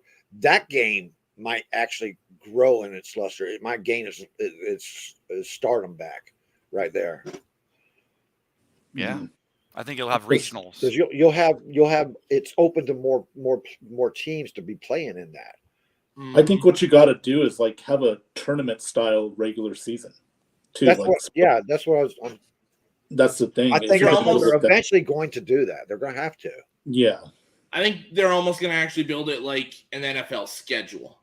Yes, is kind of where they're going. Is I think each conference, because you're going to have so many teams in each conference, I think is going to be split 4 divisions each way, so 8 divisions overall. And I think it is going to kind of rotate. I think you'll play the exact same way they do the NFL schedule. I think if you're, say, Alabama and you win your division, you're going to play the winners from each division in your conference, and then you're going to play one entire conference or one entire division from the other conference and one entire division from your conference. And think about this too. They might add a game to the schedule during the regular, like the NFL did. You know what I mean? Another regular season game. So that way, you know, it strengthens, you know, has some, like, tongue twisted. Trying to think of the word, like, some meaning, you know. Yeah. Like stakes, bigger stakes toward, like, the end of the season. You know make it so every game matters a little more. Absolutely. Right. Yeah. From start to finish, though. Not just in the first couple weeks. I'm talking about have division games your first week and your last week of the season. Absolutely. I would have your two biggest rivalry games. One of them starts the season, one of them ends it. That's how I would do it every year. Like, if for me personally as a Michigan fan, I'd like it for them to open with Michigan State and end with Ohio State. Just because they've always ended with Ohio State, so don't screw with that. Right. Open with Michigan State. Now, the problem with that is when you've got, like, say, last year when they were both top 10 teams when they played, then the way the playoffs are constructed, one loss and you're essentially out. So then it's like, well, we can't have two powerhouses go against each other week one because that eliminates one. So that's where they struggle with that. Well, I mean, you're going to have to do something then. Because you're going to have to expand the playoffs is what you're going to have to do with all of this. Yeah. Which means adding a few more games, which I don't mind at all. The funny thing was, 5 years ago, 10 years ago, the big reason why we didn't add those games and have a more expanded playoff is because we were still trying to play that game that they were student athletes, and the student part was as important as the athlete part. But that argument went out the door with name, image, and likeness. Well, with name, image, Madness, the Final Four, that shit. No, March Madness called that a lie. That's true. When March Madness came along, that made everything, every excuse they had was a lie. Okay. Yeah, when you've got an entire month dedicated to basketball playoffs, it's kind of hard to justify the student part and student athletes. As you're heading toward finals to get out of the school year, it's like literally March was always the month. But it still makes money, guys. That's exactly what we're saying is the student wasn't important in the student athlete for so long. They just tried to argue that so they didn't have to pay them for years and years and years. It's funny how players, NBA, like prospects, they play in the tournament. They don't ever sit out. You know what I mean? And that's because that tournament can be the difference in the NBA draft between a first overall pick and not even a lottery pick anymore with some of these kids. Yeah. Some of these kids have such a wide range of where they can go because there's so many good one and done players nowadays. Well, that's hard. Yeah. It's hard for them to sit out because if I sit out and Ben goes and has a wicked tournament, then one of these teams might say, we're going to go with Ben instead. And I start to slide. And where in the NFL, you've got 4 years of tape on these guys, some of them. But you got to wonder, though, too, with the NIL, is that going to change things as far as, like, when you can be eligible to enter the draft? May they, like, take a year off, like, from being after 3 years? For football, I feel like that's a bad idea. I feel like that's a horrible idea. Because I don't think you're physically ready at 19 years old. I think these guys have to grow into their physique. Yeah. Okay. So I'm not opposed to a 3-year waiting period. And give us some tape on you. Give us some tape on your ass. Well, let me ask you this. I've heard it put out there. Maybe I'm wrong, Johnny. Isn't the XFL or USFL, didn't they toy with, or don't they have a rule that says players can come out after their second year out of high school as opposed to with the NFL? And I'm not. I think that's just trying to get a leg up to farm. Well, that's what I mean. And guys. That's the developmental league for they're gonna be your feeder leagues for your NFL. I mean, you'll still have your NIL at the college level, but the USFL and XFL. As far as the 3 years thing goes, I think that should be imposed with the NFL itself. You know, like it has been that way. You know, and then all right, you want to come out early, go into a USFL or XFL and go into that early, and then come into the NFL after you've built into your body. Yeah, you'll start to see it with what the NBA has done with the G League. There was 3 or 4 of the top 10 picks in this year's draft. It was, they went to school here, but they played for this G League team because they went to the G League team, played, and then got drafted. So you'll see a lot of guys coming into the draft in a few years, say 2025, 2026 with the NFL, and it'll be, for example, Arch Manning from the Tampa Bay Bandits. That was just the first name that came to mind in just the USFL team. Like, you'll start getting these guys, which, by the way, Arch Manning isn't going to go to the USFL because the top college guys are making more money this year than Trevor Lawrence is. Well, when Johnny talked about that Cotton Bowl becoming more significant again, my first thought is that, that'll be probably the biggest bowl game that Arch Manning will play in will be the Cotton Bowl, and they'll be in that, and they'll be down in Texas, and it'll just be for some significant reason. Arch Manning versus Jake Brady. Snap. But see, that's not automatic though, because like if you're going to like just two conferences, supposedly, because it'll be 4 divisions inside of 2 conferences, I believe. Well, it might be even 8 divisions inside of 2 conferences. And here's the thing, though, is we're talking about this like it's going to happen tomorrow. It's not. These 4 teams these 10 teams that are moving into the 3 conferences isn't happening for 2 years. Right. So this 2 conference thing, we're probably looking at like 2035 to 2040 realistically for this. Yeah, and if because I'm there's dead gonna by have then, to be so much change. If I'm dead by then, you guys got to have my urn on my here, okay? Well, I'm gonna dig you up. I'm gonna dig you up and like just plop you on your chair or something like. Johnny's skeleton's gonna be on the chair. Like weekend at Johnny's. Well, what's funny is because we always, with the bowl games, if it's not a conference thing, like if it's not the SEC championship game, or it's not the number 1 Big 12 team versus the whatever, if it really just comes down to a setup where more of a playoff incentive, they would possibly be, instead of the Gators making it to the Rose Bowl, never happened, but instead of just a team having to go across the country or to a certain part of the country to play in a bowl game because that's the designated bowl for their conference, now you can actually make these playoff type caliber games that are bowl games, make them more regional, so you could have.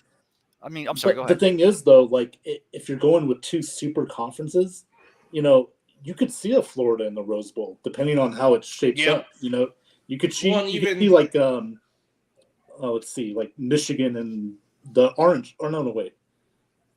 I mean, they did that last year. Yeah. They were in the Orange Bowl this last year. But they've been in there a few times before. I'm just saying, like, where a team's gonna have to go across the country. Yeah, absolutely. Right. Yeah, we're gonna see that. I just don't want to kill my small teams like UCS and Towson and Maryland.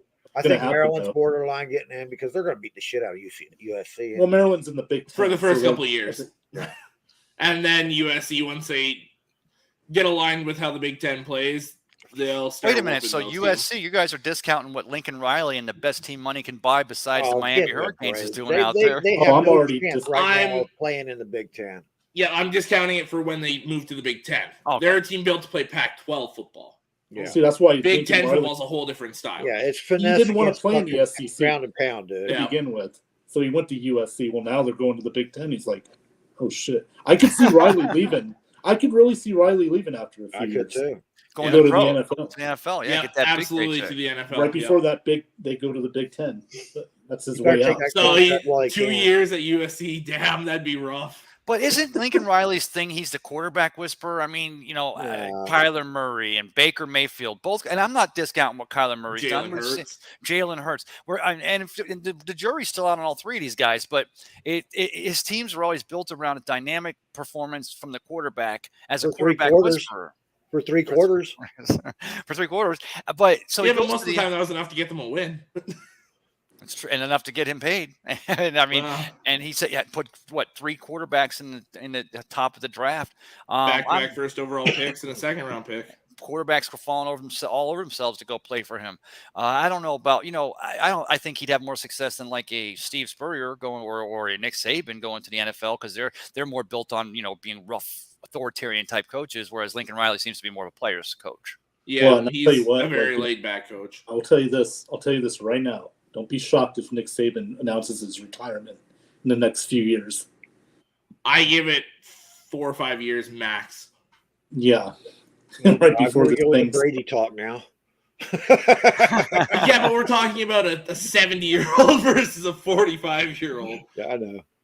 Hey, there's some days at 45 feels Well, like how 70, long Alex. did Bobby Bowden coach? Look how old he was when he finally, and he's really Different not time, stepped different era, aside. dude. Yeah, but Nick Saban is such a control freak and and I'm not saying he's a front runner, but you see how pissed off he gets when he loses a game they should have won, and you can see it. That this contempt is on his face. Wait a minute, Ray. I see Nick Saban getting pissed off when he can't pick the cupcakes that he wants I to play. know. Well, that's what I mean. So I think that this is going to be Alabama's still going to be Tuscaloosa. It's still going to be Bama. It's still going to be Forrest Gump running for a touchdown pass. Well, yeah, they got the best recruiting class there is. I mean, if you can say now all it's those starting titles, to slip a little bit. when you It put is. all those Georgia's titles in front of your name, it's Not even slipping this year. because of their own success. Because they got so many people there standing in line that these guys are going other places so they can start. Yeah. Now this year, it's like the top two classes right now for the 2023 classes are Notre Dame and Ohio State. Right. And like then you start to see all these other teams up there. Texas A&M, Florida even is good this year. Texas, Georgia, Penn State's really good. We got a really good recruiting class so far this year. Like there's a lot of teams that are pushing, and that's why I think Saban might go in the next couple of years, is because being a head coach in college football is literally a 24/7 job right now. If you're not calling a recruit after his high school game, like the second after his high school game, there's another coach calling. And I mean, let's use Arch Manning for an example. You had Saban and Kirby Smart going to Arch's basketball games and calling them every other day and all that, and he still didn't choose them. So it's like you put your all into some of these kids, and then you still don't get them, and then you got to go play these guys every year. So to me, I think it's gonna be hard to be Nick Saban and consistently coach like that for much longer. That's true. Yep, I agree with that. So, did you talk about Mayfield yet? Or? Yeah, we talked about that earlier. I was actually before we hopped into this, I was gonna get your opinion on that. We're done with that, Ben. So we're good. Well, No, Mayfield, I'll just say it earlier. I'm just gonna say. Well, let's get Ben's opinion here. Okay. Yeah, it's a very small upgrade. Is how I see it, and I think it's just a rental for 1 year. I think he's not your future. He's in the perfect fit for his style, man. I'm sorry. I think it's a big upgrade. He's one of those quarterbacks where he's not going to make you worse, but he's not going to really make you any better. I think the team he had in you guys pick on me, man. I can't. I can't. They made him a better stuff. Hello, Ramona. Does he have the wide receivers that he did? Yes. And the running backs that he does in Carolina? He has a better receiving core in Carolina than he ever did in Cleveland. What about the offensive line? The offensive line is better now than his first couple years in Cleveland. The last couple years in Cleveland destroys his Carolina offensive line. It's not even close. Yeah, that's what I mean. That's going to be. But the first couple years where Mayfield really took off, that's the same kind of offensive line he has now, where you got really good tackles and you're trying to build the interior. I just defensively now. I think that's a close call with the defenses, but I still give the edge to the Browns right at the moment. Yeah, hey, go ahead. I'm sorry. They're going to go from 4-13 to 6-11 to 7-10 at best. That's how I see Carolina. I think Baker Mayfield can control. I see up to game 8-9. No, not that. That's the schedule's too daunting. They got to play the NFC West. Well, I'm not rounding them king. I think Carolina's going to finish in third in the division over Atlanta because they do have a quarterback. Atlanta does not. Well, and see, here's the reason I see them jumping those games is Carolina gets to play, like, obviously you play the AFC North and the NFC West, but you still get to play the other third place teams. So you get to play the Bears and you get to play, I believe it's Washington. I thought Carolina finished last in the division last year. They did.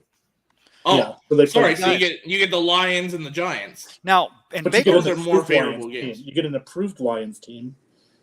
But I'm saying, like, that's a close game. The Panthers as constructed now, and then the Giants, they roll over the Giants. Personally, I think. But they got to go at the Rams. They got to go at the Bengals, at the Ravens. Those were all guaranteed losses, anyways. Yeah, it's some of these kind of wishy-washy games. Like, I think The Browns, I think they win that game because it's week 1, and unless Jimmy Garoppolo ends up there, if Jacoby Brissett's starting, they beat Cleveland. Can I ask you guys a question, though? And you guys are going deep on the schedule. I've talked ad infinitum about Blaine Gabbert had 8 coaches in his first 7 years, head coaches. And we talked about Josh Rosen and how he went to 17 different teams in his first 5 years. Now, Baker Mayfield had 3 head coaches and 4 offensive coordinators in his career at Cleveland. But I'm just reading from the Athletic here, but it says here, Mayfield has a passer rating of 17.8 in the final 4 minutes of games last season when the Browns trailed by 1 possession or less. And then for those insisting that it was a shoulder injury hindering him, Mayfield's career passer rating is 51.1% under the same parameters before the shoulder injury. He's 59th in the NFL over that time. We're talking about. I'm going to come back for this. Have you watched him play? I mean, I actually sat down and watched those games because most of those were drops and players and wide receivers who didn't want to be playing out there. I was just going to say. Wow. Yeah. Tell me which receiving core you'd rather have. So there's Robbie Anderson, DJ Moore, Terrace Marshall, and Tommy Tremble, I believe, is the tight end in Carolina. Or we'll go last year's Cleveland receiving core.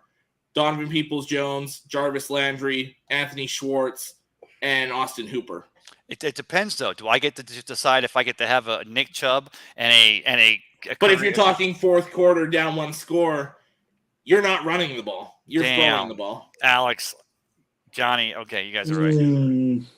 I mean, but again, it comes down to the offensive line. They got to be able to protect Baker Mayfield.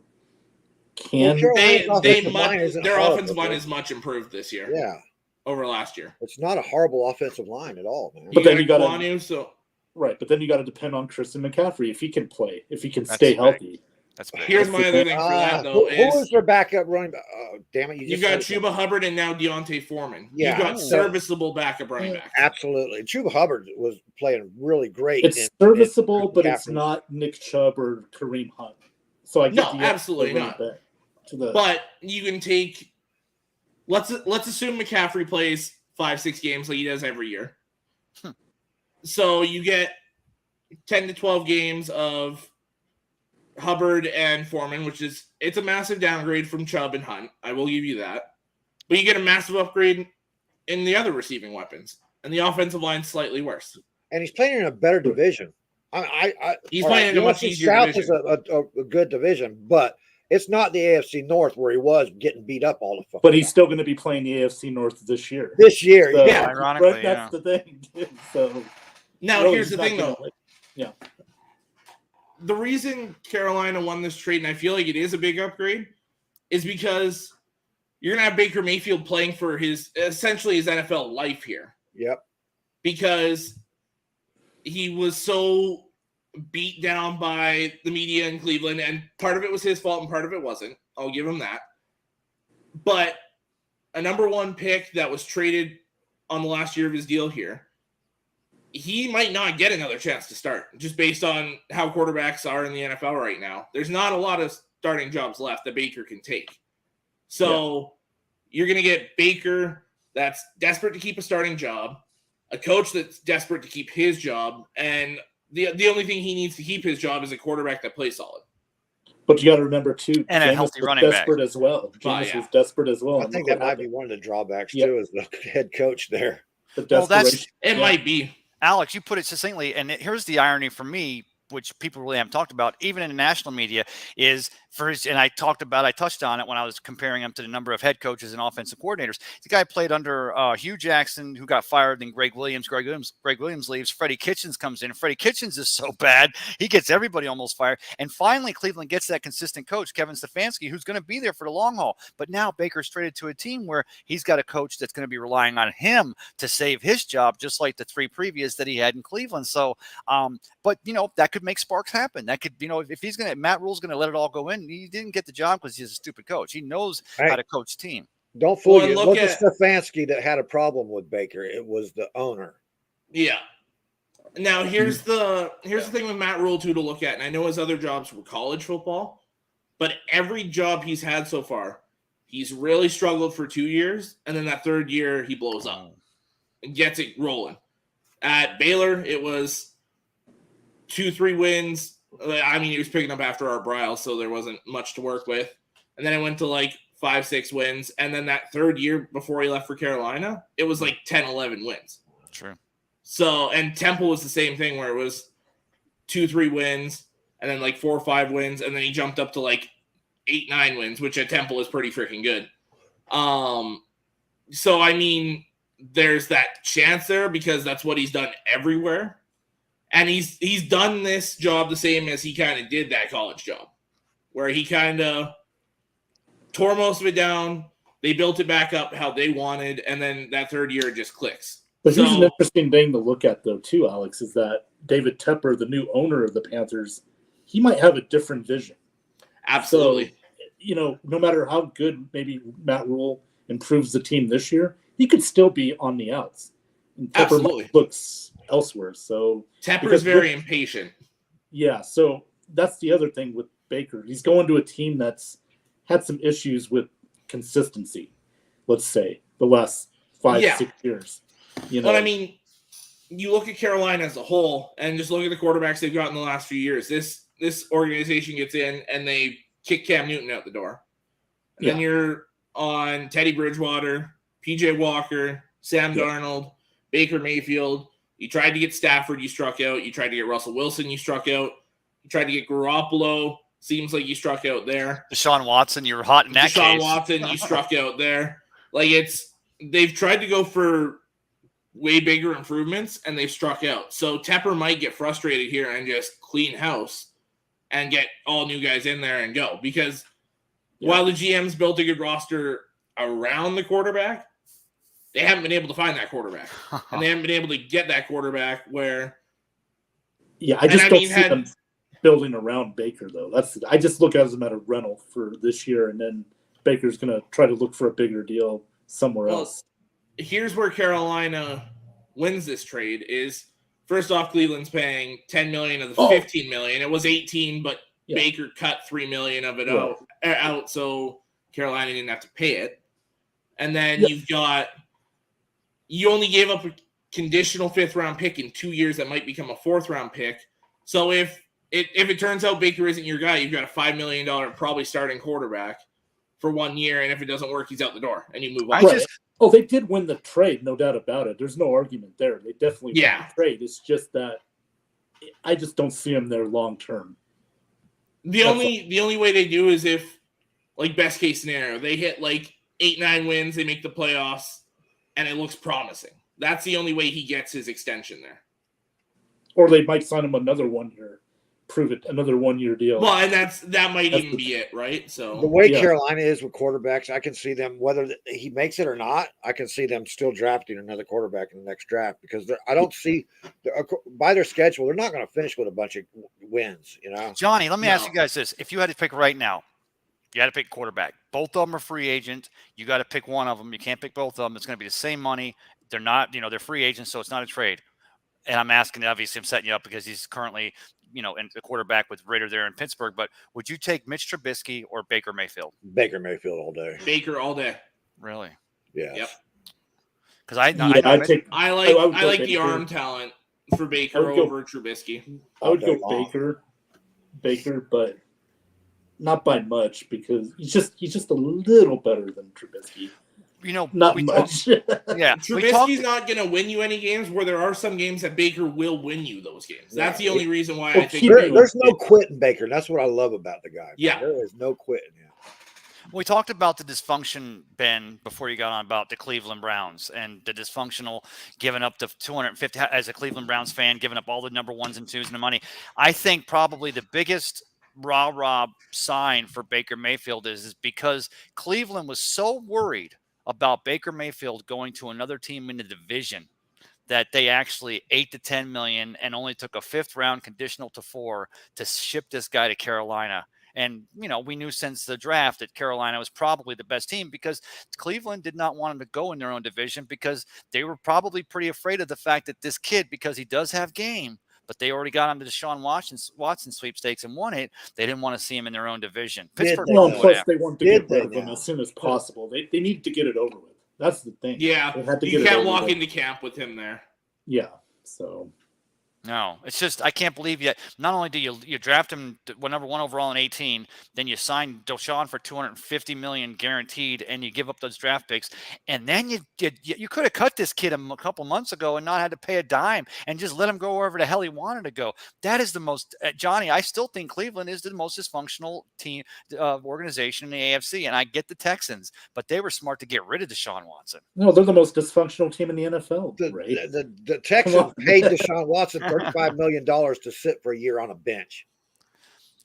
I think the NFL talked the Texans into paying 35 so they could keep him out of because the NFL could have just put him on a commissioner's exempt list. No, this was before. No. This was before any of that bullshit came up. They had already sat Deshaun Watson. This was before the cases came out because Deshaun said he wasn't playing for them. Yeah. $35 million to sit you on the bench and keep you and not trade you. That was the dumbest shit I've ever seen in my life. Are you telling me you don't believe that the Houston Texans, having already given away all those non-disclosure agreements and already having done that, knowing, you know where your own skeletons are buried in your house. I know where the skeletons are, the dead bodies are in my house here. You're telling me that I would be completely surprised or shocked if you could prove to me that the Houston Texans didn't already know that they had Merv the Perv looking for happy endings and trying to put his tip on the girls 2 years ago. They were the ones that were why they sat him. The fact remains, before any of this came up, they had perfect opportunity to go out and get. There were 3 first-round draft picks offered to them, and plus tons of friggin' money, and they sat on him. They could have got everything they wanted, and they decided, no, we're going to keep him on the bench and still pay him $35 million. No. And then the owner's best friend is the lawyer for everyone else. So obviously they knew something was coming. Well, yeah, and how would it have looked if a team out there they would have been boondoggled into trading for Deshaun, and then the next day, finally, they're unable to keep the Rich Dalrymple, Robert Kraft, Daniel Snyder news under wraps. Then it breaks out that there's 46 cases against him, and then that would have blown the league up almost as bad as when they said, no, Ray Rice is good. We're just going to put him for 5 minutes in timeout. Oh my God, there's video of him punching her in the face. He's out of the league forever. So I think it always comes back to how does Ray Rice come into this? I mean, he's paid his atonement. In Baltimore, they love him. Okay, they do. He goes out. He works with charities. He works with women's shelters and stuff. He's built 3 or 4 women's shelters in Baltimore. How much atonement do they have to pay? Well, no, I don't have a problem with Ray Rice today. In fact, that's the first name that comes up when somebody's comparing. But there's video evidence. Wait a minute. Comparing Deshaun Watson to Ray Rice is apples and oranges. He almost burned the league down, Johnny. That Ray Rice case, that was the closest the NFL has came to really getting seriously strapped, handicapped, and cut off at the caps. The Dallas Cowboys right after that went out and got the guy who beats his wife up, throws around a bunch of guns, and is. Johnny, the difference is there's no video evidence of that. There was video evidence. The reason Ray Rice gets compared is we're not talking Ray Rice now. We're talking Ray Rice when it happened versus Deshaun Watson when it happened. Right. You're not talking all the years after where he's made up for it. You're talking about what he did at that time. But remember, guys, there was video evidence of Rice did. There was no video evidence of what Watson or Hardy did either. So it's on a more he said thing. You know what I mean? But when you're talking the impact on what it's done to the league, or could have that's where it's kind of the same. I think that the Texans sat him for a full year, and Johnny, like you said, they paid him. It wasn't because they were pissed off because he wanted to go somewhere else. Because at the end of the day, they could have, if he wouldn't want to play, they could have just put him for conduct detrimental to the team, and they could have got the $35 million back and kicked his ass to the fucking road. Pardon my French. Guys, Deshaun knew there was problems coming. That's why he asked to get traded. He wanted to get the hell out of there, like a kid that started a fire.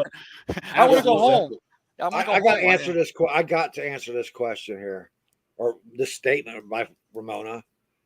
Keefe is a blocking tight end. He's not a receiving tight end, so you're not going to hear his name a whole lot. No, you'll hear on goal line touchdowns. Well, that was a good block by Keith. You want to look at the next Gronk would be, and there is no next Gronk until there is a next Gronk. Okay? Let me clarify that. There's no next Gronk in the next league player right now. That plays the whole spectrum of the tight end position on the Bucs is Cade Otton. Yeah. Okay. You mean Matt Damon? He looks like Matt Damon. Go look at his picture. And from he looks like Damon. Yeah, stand them next to each other. He's not 5'5", that's for sure. Oh hell no. Yeah. Well, Ramona, when you're saying dysfunctional, are you talking about 11-5 and a playoff win?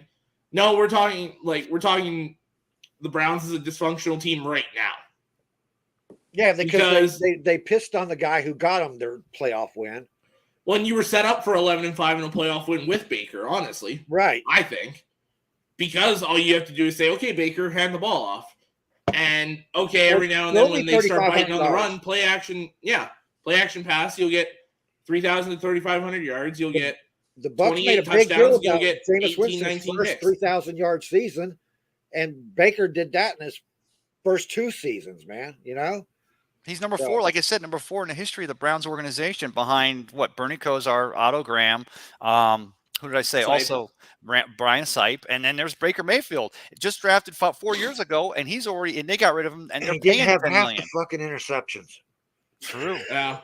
But you're talking about a Bucs fan here, and it took Tom Brady 3.5 minutes and a cup of coffee to come in here and set every team record a quarterback. So that's why if you're asking me to identify a dysfunctional organization, being a lifelong Bucs fan, I can look to the AFC and I can say the Cleveland Browns are a dysfunctional organization. Yep. But at least they've drafted a Hall of Fame quarterback. They've got a great team, though. They got great running backs. Look, they've got Bernie Kosar's a Hall of Fame quarterback. He was drafted to the Cleveland. We wish we could have drafted a Hall of Fame quarterback, not have to go out and buy one. Well, don't forget. You're talking about the rest of the organization. Like, he was drafted to Art Modell's Cleveland Browns before they went to become the Baltimore Ravens. And this Cleveland Browns has been around since 2000, and they haven't done anything. I mean, even this iteration for that. 2 playoff appearances. Come on, and very few winning seasons. Yeah, Ramona's starting to get on fire again. Oh boy, here we go. This is our girl here, man. Oh yeah, I've never seen Ramona before. Yeah, she's bringing it.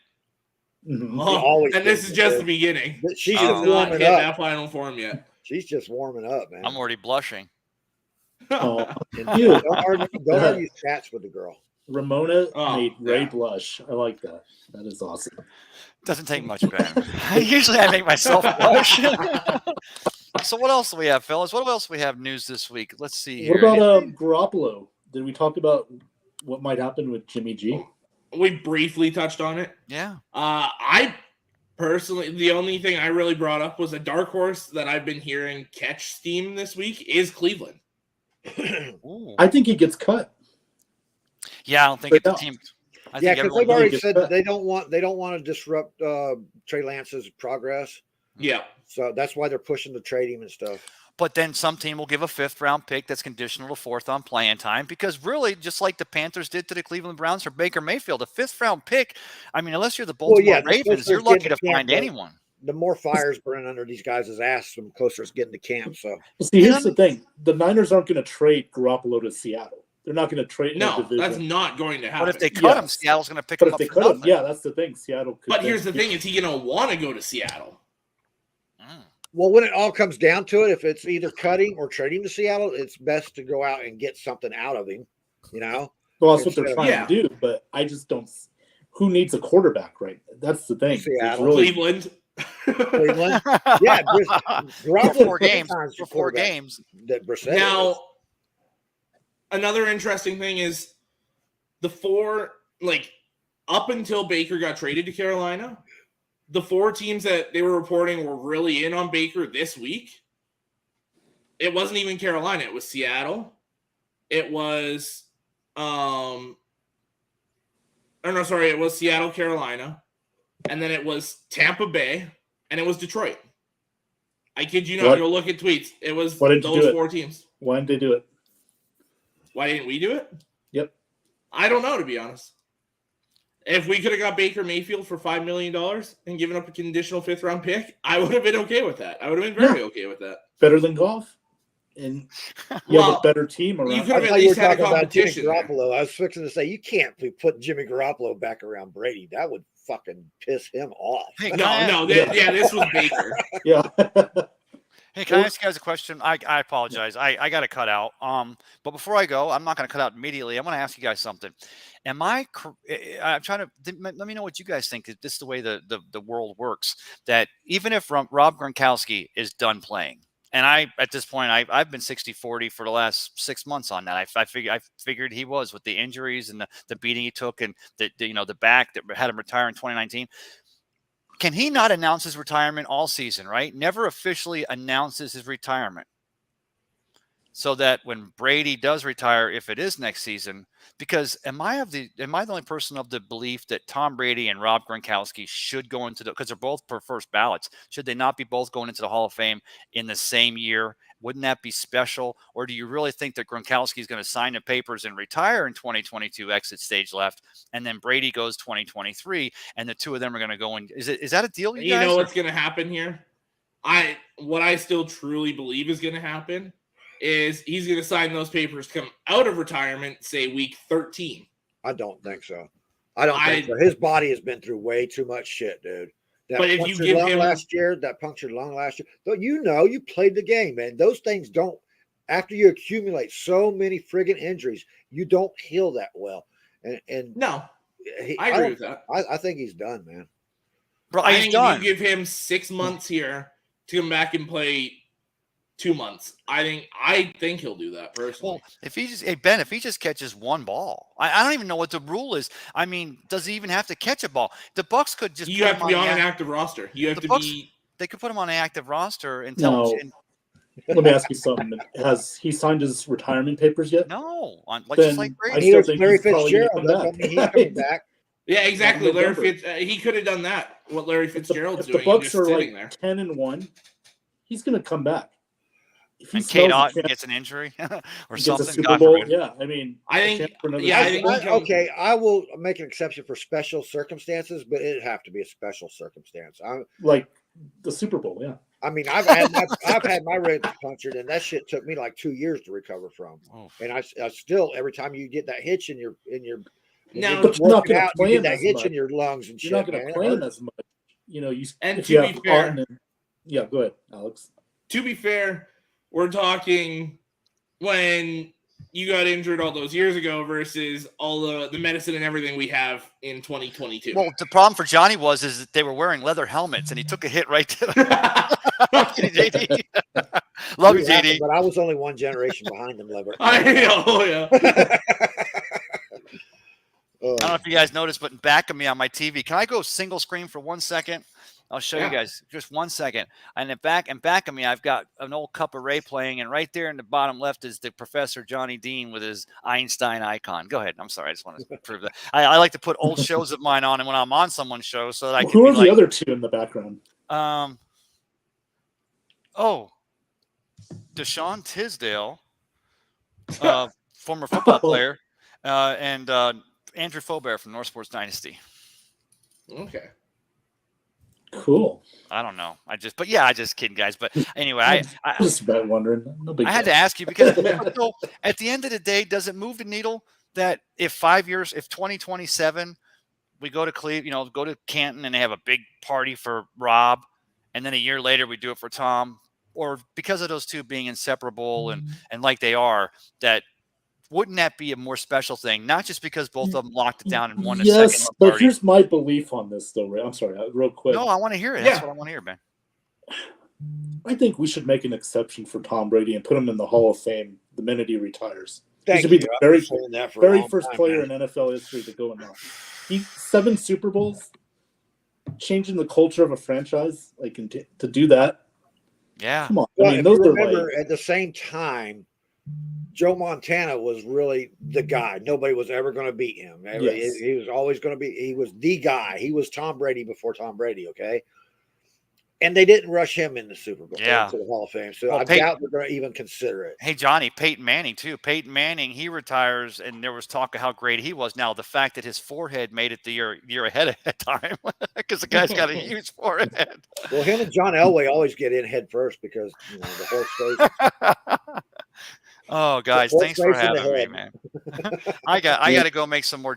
Hey, Ben, Alex, Johnny, thanks for having me, guys. I appreciate you. Anytime. Good to have you on, Hey, I did some comments, didn't I? I worked those comments for you guys. Oh, That was hell really yeah. cool. All right. Hey, guys, have a good evening. Talk to you soon. You too. You too, Yeah, Ray. you too. The one thing with that whole Gronk Brady free agency thing I want to bring up is every year, and no matter which sport it is, they always like to do that one headliner, right? So the way it's set up now, you could do Gronk as your headliner in 2027 and Brady's your headliner in 2028. That would If Brady retires this year. Brady retires. Yeah, we'll see if that happens. Lord only knows. But yeah, that gives them that way. So then Gronk can get all that praise he deserves, because if they go in together, it's almost like he's like, yeah, Gronk, you had a great career, but Brady's here. Like, it's almost time to put in a whole section just for the Patriots players, man. Yes. Like the Steelers. I mean, the Steelers could own an entire section in Canton, dude. Oh yeah, absolutely. Yep. Probably 49ers have more Hall of Famers than anybody else because Cowboys, 49ers could as well. They got a lot of Hall of Famers. Well, the Steelers really haven't had an off season since their first Super Bowl. I mean, they've not always been back to the Super Bowl, but they've always had great players on that team. Yep. I can't always say that about the Cowboys. I mean, we've seen star players. We've seen star players who are making big money, but I can't always call them great players. Yeah. How about Tony Romo? Here we go. Will Tony Romo ever get a sniff at the Hall of Fame? No. I got a different opinion. Yes, but as a senior guy, I don't think he gets in during his first run here when it comes back around to senior guys. But what he did as a walk-on, that story's going to get him in at some point. Dude. I'll tell you what, he could get into the Broadcasting Hall of Fame, as a broadcaster. Think about it. Yeah. If he puts I'm going to get murdered by Buccaneer fans for saying this, but I think Tony Romo is more Hall of Fame worthy than John Lynch was. He's got great numbers, dude. He's got great numbers. Yeah. I mean, if you're just defining as players, I'm like, that's an odd take. Romo and Lynch. Yeah. Well, it's hard to compare two completely different players. Well, I'm compare them against their own people. I mean, as far as quarterbacks go, Romo was a really good quarterback, dude.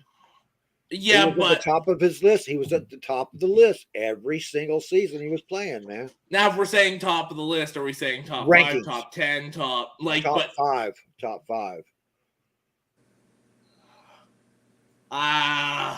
Go look it up, man. Maybe at 5. Numbers can be a little deceiving. Well, you're playing in they say numbers can be deceiving. But at the same time, if it's numbers, Stafford's the first ballot Hall of Famer. I think Stafford's going to be a Hall of Famer. Especially by the end of his career, numbers-wise, Stafford should be borderline first ballot Hall of Famer. I consider Stafford like Marino. I really do. That's how I look at it, too. I consider Romo almost at that level because of how hard he worked to get there. And a walk-on, dude. He's a walk-on, not drafted nowhere, nothing. He was a walk-on Hall of Famer to go play with America's team. And keep them at a high level. He did 13-3 and choke in the first round of the playoffs. The choking that Marino never got back to another Super Bowl after he lost to Montana. Well, but you know what? Those Cowboys, some of those teams he played on though were 8-8 seasons though as well.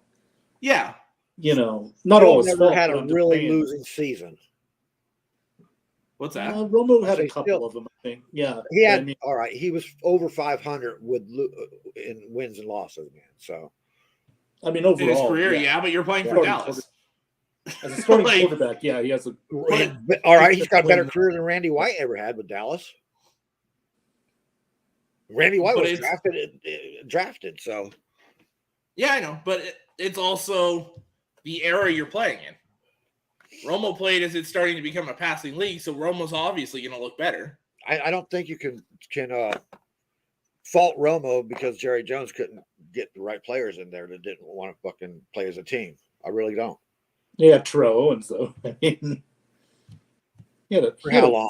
For a minute. Well, okay, but still, I mean, he had his receivers back in the day. What's the Des Bryant receiver?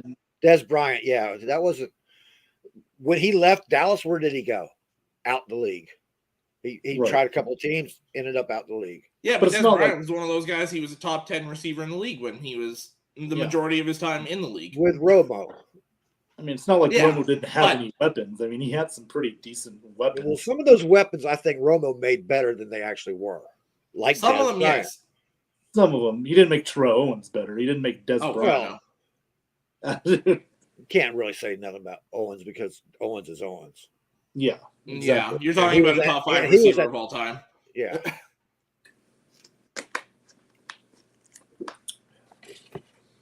So what's up? Name the fucking wide receivers that he threw to. Besides Des Bryant, who? Roy Williams for a bit. Roy Williams, yeah. Yeah, he left the league after he left Dallas. So, I think he disappeared in Atlanta there for a while, didn't he? Yeah. Mm-hmm. But I mean, he was on the back half of his career when he got to Dallas because he played like 6-ish years in Detroit. Detroit, I think.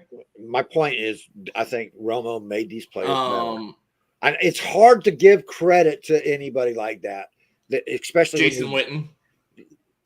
Yeah, he had a pretty good tight end in Jason Witten. He had a good tight end his whole career. Yeah. Yeah. I think he wouldn't have had half the receptions he got without Romo. He had Miles Austin on that team. But it's hard to say that because we don't know who would have been playing quarterback. Because at that point, if Romo doesn't get there, you're looking at probably Bledsoe for another year or two. And then don't forget who fucking Romo's head coach was majority of his fucking career, too. Wade Phillips, yeah. Not Wade. Jason Garrett, yeah. It was about half and half. Garrett got there in like 2009, 2010. Well, Garrett owned that fucking position for years, man, because fucking Jerry Jones didn't want to get rid of his redheaded stepson. Yeah, but so remember, Romo got there in 2003 and left in like what? That would have been 2016 or 2014. Dude, I don't have access. Quit fucking with me, man. Yeah, 2016 because Dak just got his extension off his rookie deal. So 2003 to 2016. So yeah, it was about half Wade Phillips and half Jason Garrett. I agree with that. Yeah, I hate defending him because he's not one of my favorite people at all. But Gruden was a great announcer. Great, solid, not great. Well, great compared to what we've had recently. If you're talking great all time, he's not great all time. But with what we've had over the past 10 years, it's okay. Yeah. And Tony Romo had to deal with Jerry Jones longer than anybody else too. So that's another. That's okay, but that's a mark for to me. The Jerry Jones is still a top 10 GM. What? If you talk over, we'll say the last 20 years or whatever, Jerry Jones is still a borderline top 10 GM. Like we're saying, you dealt with Jerry Jones like it's such a bad thing. You could have had Matt Millen. Dealing with Jerry Jones is a bad thing. Ask Jimmy Johnson. But it could have been much worse. And look, we're saying like that's a killer. His son had to overrule him on Money Manziel. Remember? Yeah. Okay. So yeah, that's not a great GM. Tell me a GM that hasn't wanted to draft a bad player before. Huh? Tell me one GM that hasn't wanted to draft bad players before. That happens. Really? Yeah. I'm talking about the pay. Getting players that are influence is what individuals ruins instead of this a team franchise. Huh? You know what Yeah, I mean? no, I agree with that, but we're saying it like there's not 15 to 20 worse owners in football. Like that put it and like not as much pressure as Jerry Jones. but that still have influence and ruin franchises. Look at Cleveland, look at Detroit, look at Jacksonville, look at we're talking about a team that's supposed to be that's rated number one every year on a mouth of media. Okay, I'm not talking about the Cleveland Browns because people forget about them. I'm not talking about the Buccaneers because we've been forgotten about for years. You know, I'm talking about a team that has been no better than those teams, but comes out here and looks like they're fucking superstars every year because the way he drafts individuals and not fucking teammates. Yeah, that's a big deal, man. That is a big deal. But like, what I'm saying is, when you put all those talented individuals together, you still get good numbers, and you still look good for a Hall of Fame vote. It still comes down to how you treat these players and shit. You bring them home with you, party with them, tell them how great they are, put necklaces on their asses. You're not creating a team. You're creating egos. I get what you're saying, Alex, and it does look. You got some kind of a point, but it's just that how many playoff wins? How many? I know. With all those great teams, you should have more than just 3 or 4 playoff wins in that 25-year span. You're absolutely right. I mean, that's the thing, and his influence just prevents them from being a better football team. I agree with that. You guys are absolutely right on that. So that's the knock on him mainly. Oh yeah, David Carr. Now, like, Carr.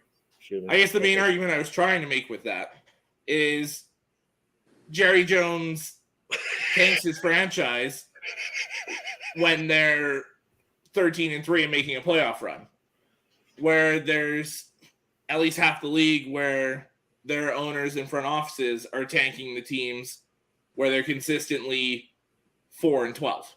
Here it is, right there. That's the main problem. Yeah, if he hires those kind of guys, then he loses control. That's the other thing. Jason Garrett. Yeah. Mike McCarthy. Yeah.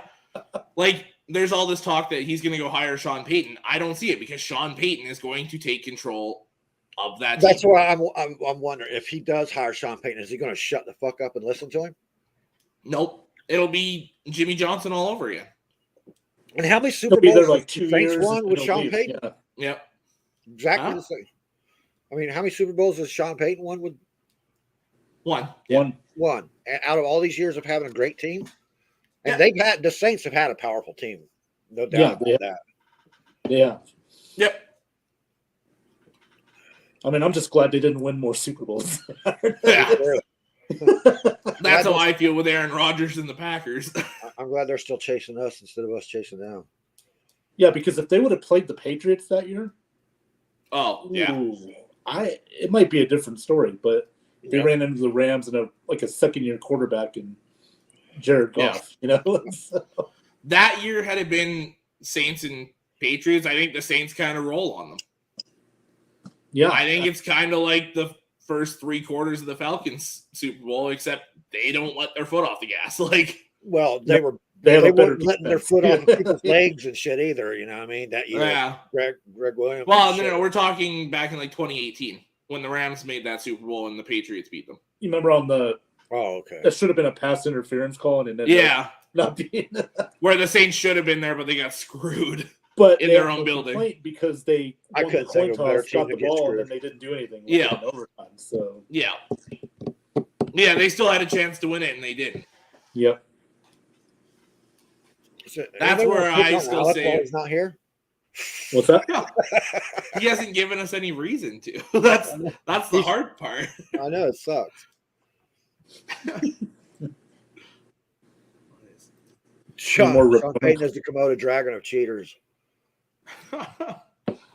I tell you what, that game last year, I don't want to sound like everybody else about the cheating, but they were going after us, man. They were trying to hurt us. You saw that. But this time they were still within the rules doing it. That's the only thing. Yeah. Where hitting the legs is legal, And they weren't hitting the quarterbacks like that. Yeah. But you got to also remember, Devin White took out Jameis Winston on that horse collar. But I mean, to me personally, watching that from the outside, like I get the rivalry and all that. They did get a call feel against like the him for hitting intent Brady. was Wait a minute, they did get a Winston. call against hitting Brady in that game, man. Below the Yeah, knees like But that. I mean, like, yeah, it happened once, but it got called once. Well, yeah, but the old Saints, it was over and over and over Yeah. again. Cheap shot, cheap shot, Oh, cheap shot. they ended Brett Favre's career, man. Yep. And he was The Vikings should have been in that Super Bowl. I feel. I don't know. I like. Yeah. I was favored the Vikings that year. Yeah. Brett Favre had a great year that year, man. That was a good And year. even the Saints beating on him like they did. It was so close. It was still down to the wire. Yeah. Yep. Yeah, but it took that second half onside kick to turn things around. That's when the Saints got the momentum, and they never looked back.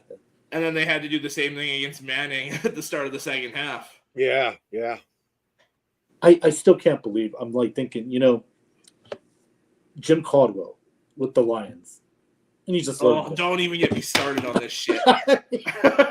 It's like I'm happy he got to the organization we're at now.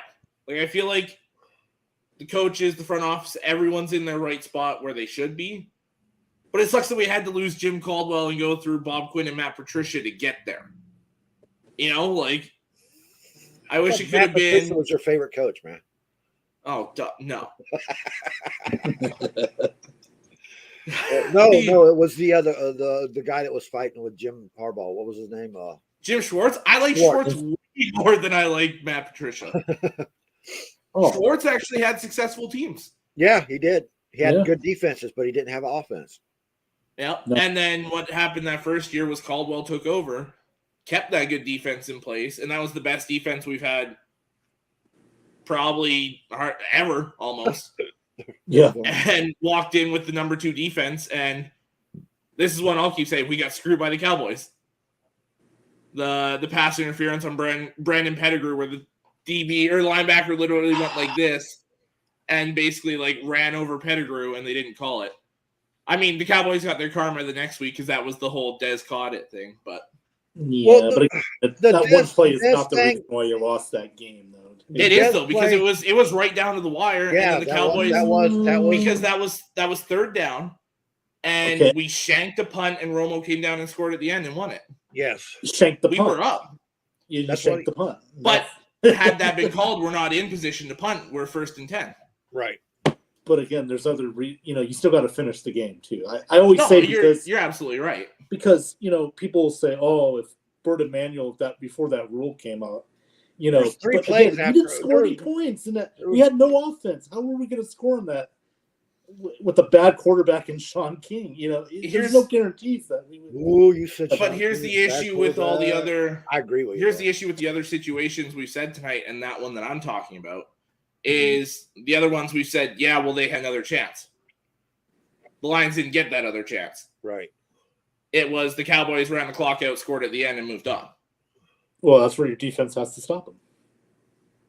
But I mean, when you're punting the ball back with a minute left, but again, and you give them the ball at midfield, and all they have to do is score a field goal. That's kind of tough. You shank the punt. That's the thing. Yeah, but again, you should have been in position to punt. I'm just so I don't like it when fans, not you, I'm just saying there are fans out there who blame one particular play for why their team lost the game. You got to watch the whole game.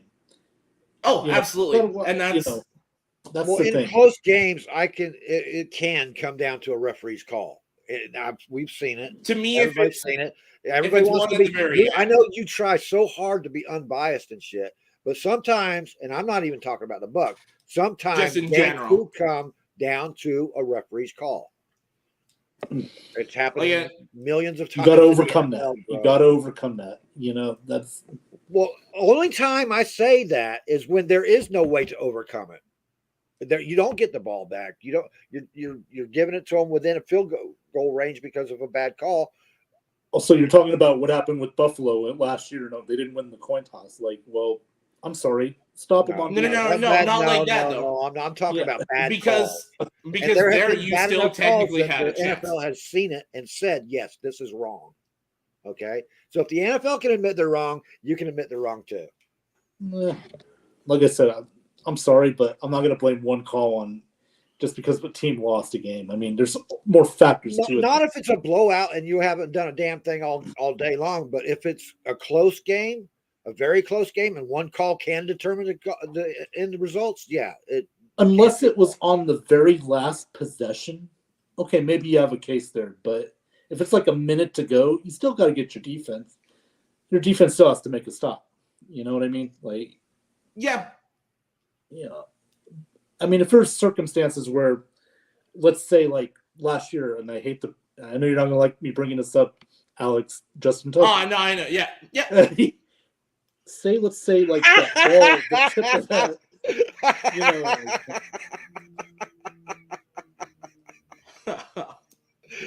Damn.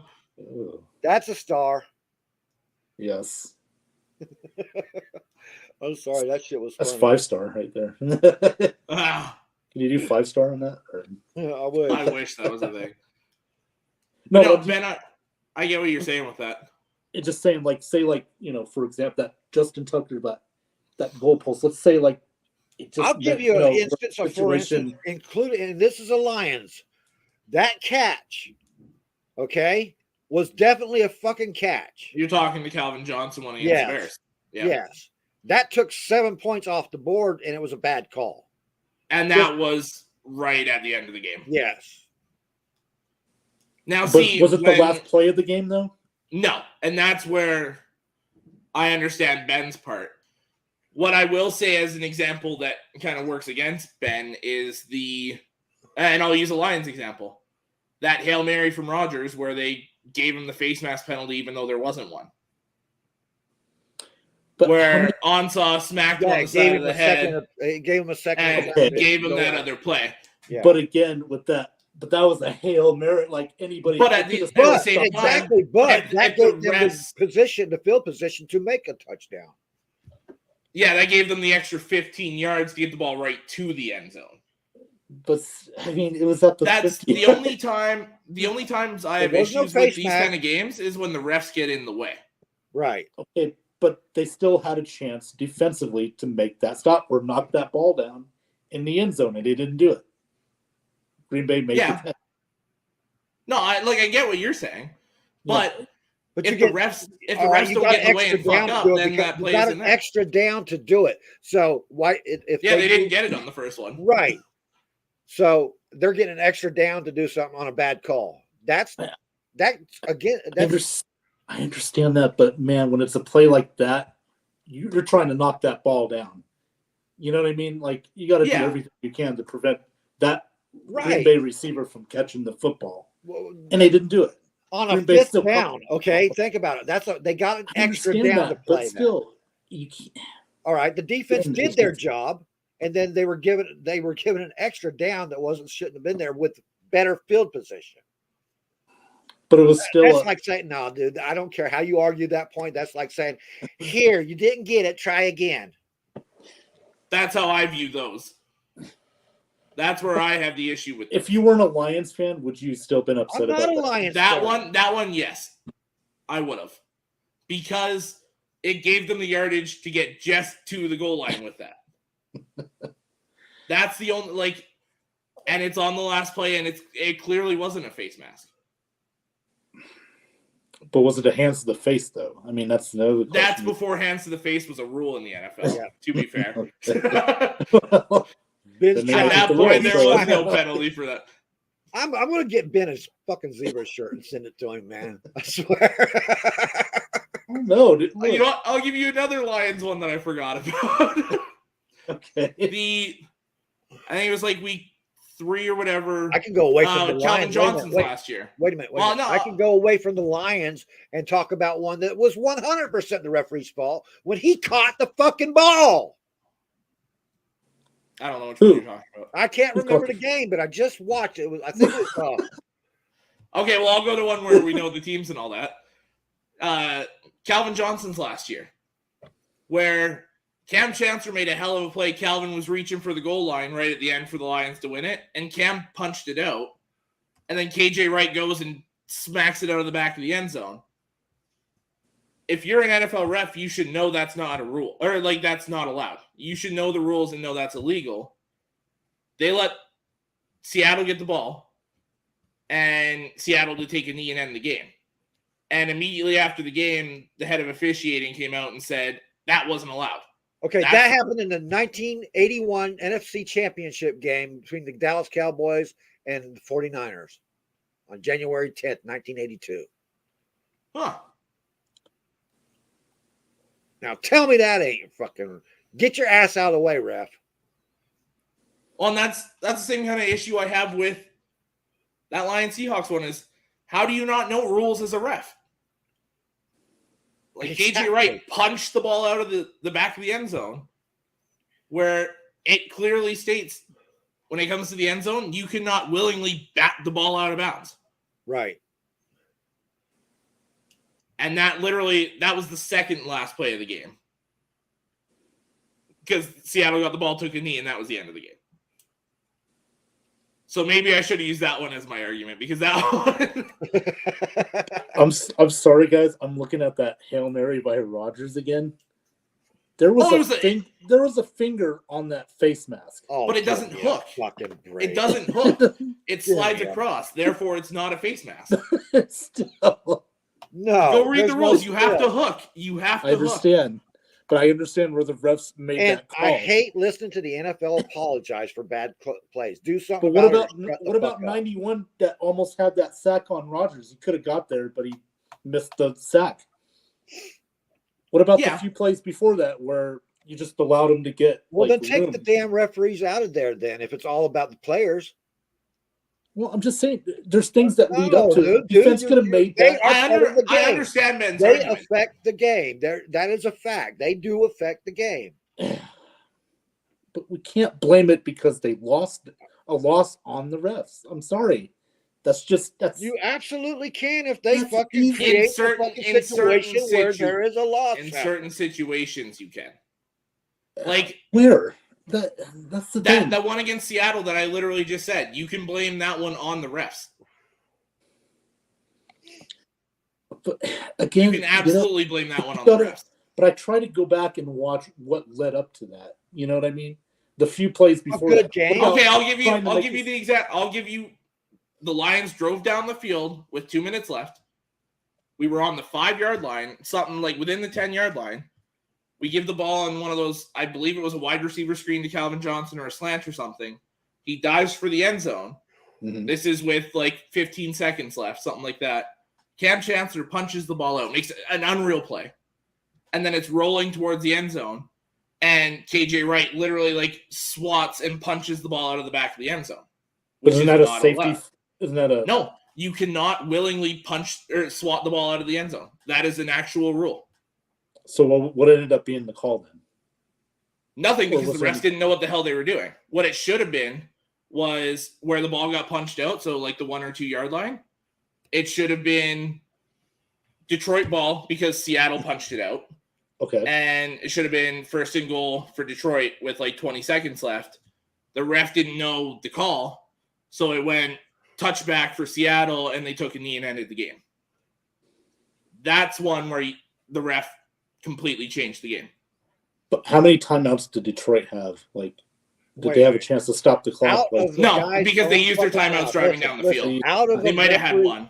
Out of a referee's own mouth. The guy who was running the referees in USFL, what's his name? Pereira. Pereira. Pereira, yeah. Out of his own fucking mouth, he said, yes, we are biased against certain teams because if you know a player or you know a team that has a lot of penalties, you'll throw the flag faster and not pick it up. As somebody that's ref before, that absolutely happens. People like teams, players get reputations. Now, I wouldn't say that really factors into that this team discussion. 100 yards in penalties. That's affecting your game. But that's over the course of a game. That's not one situation that affects the game. It's still a game. But what I'm saying is that still referees 100% affect the game, and not always are they. Nobody's denying that.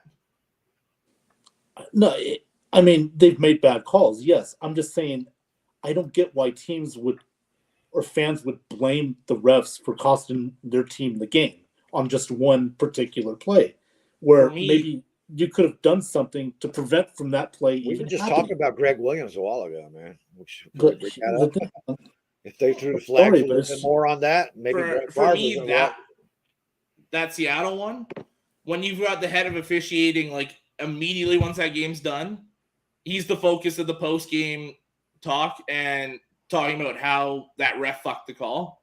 Okay, great. Those are ones where I have issues. Great, they admitted their call and they were wrong. Okay, the Saints game when the Saints lost because they blew the whistle too soon. Remember that, right. And they changed the ruling and come out and apologize and said, yes, we did cost the game. I understand that, and great, they did make their apologies and everything. They messed up on a bad call, and I respect them for that. But you got to look at the whole game, not just one particular play that cost you that game. You know, but if it's well, you're saying they don't cost you the game, and that is 100% them admitting they cost the game. They made a bad call. They didn't say they cost. They did say they cost the game, and that's why they changed the ruling. In this Detroit-Seattle one, they did say the ref cost the Lions the game. In the Saints game, where the Saints picked up the interception, it was a fumble, ran it in. It was like a 4-point game. Like it was Lions get a touchdown, they win the game. Okay, that was the scenario they were in. Were they leading the whole game? It was back and forth the entire game.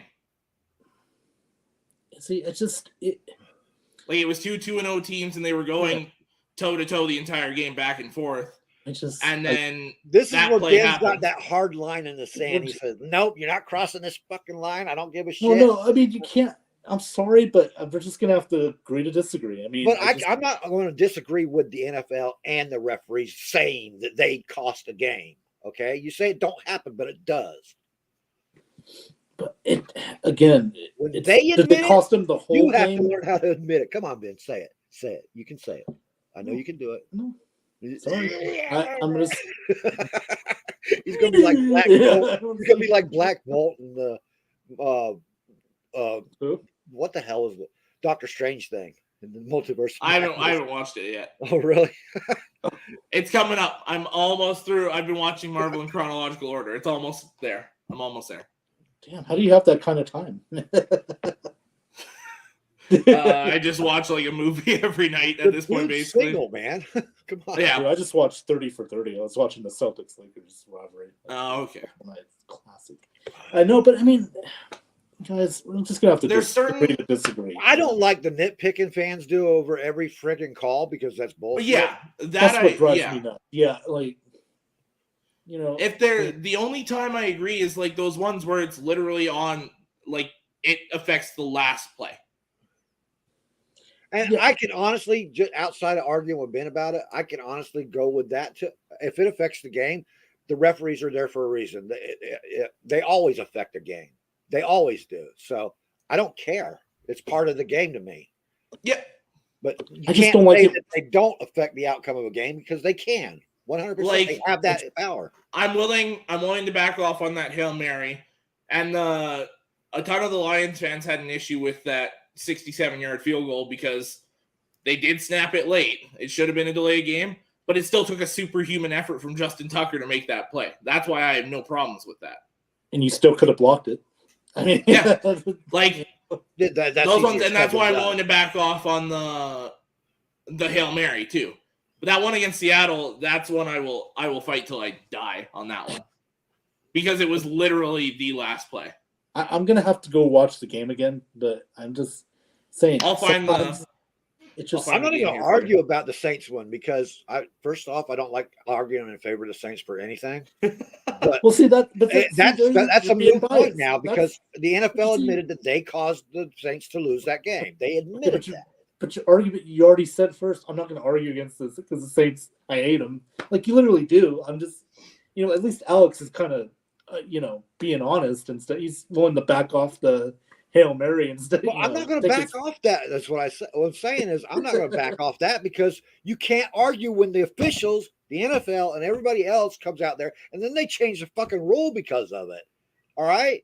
I just can't. You can't argue when they're telling you this shit unless you're just like, he's just talking out his ass. That's bullshit.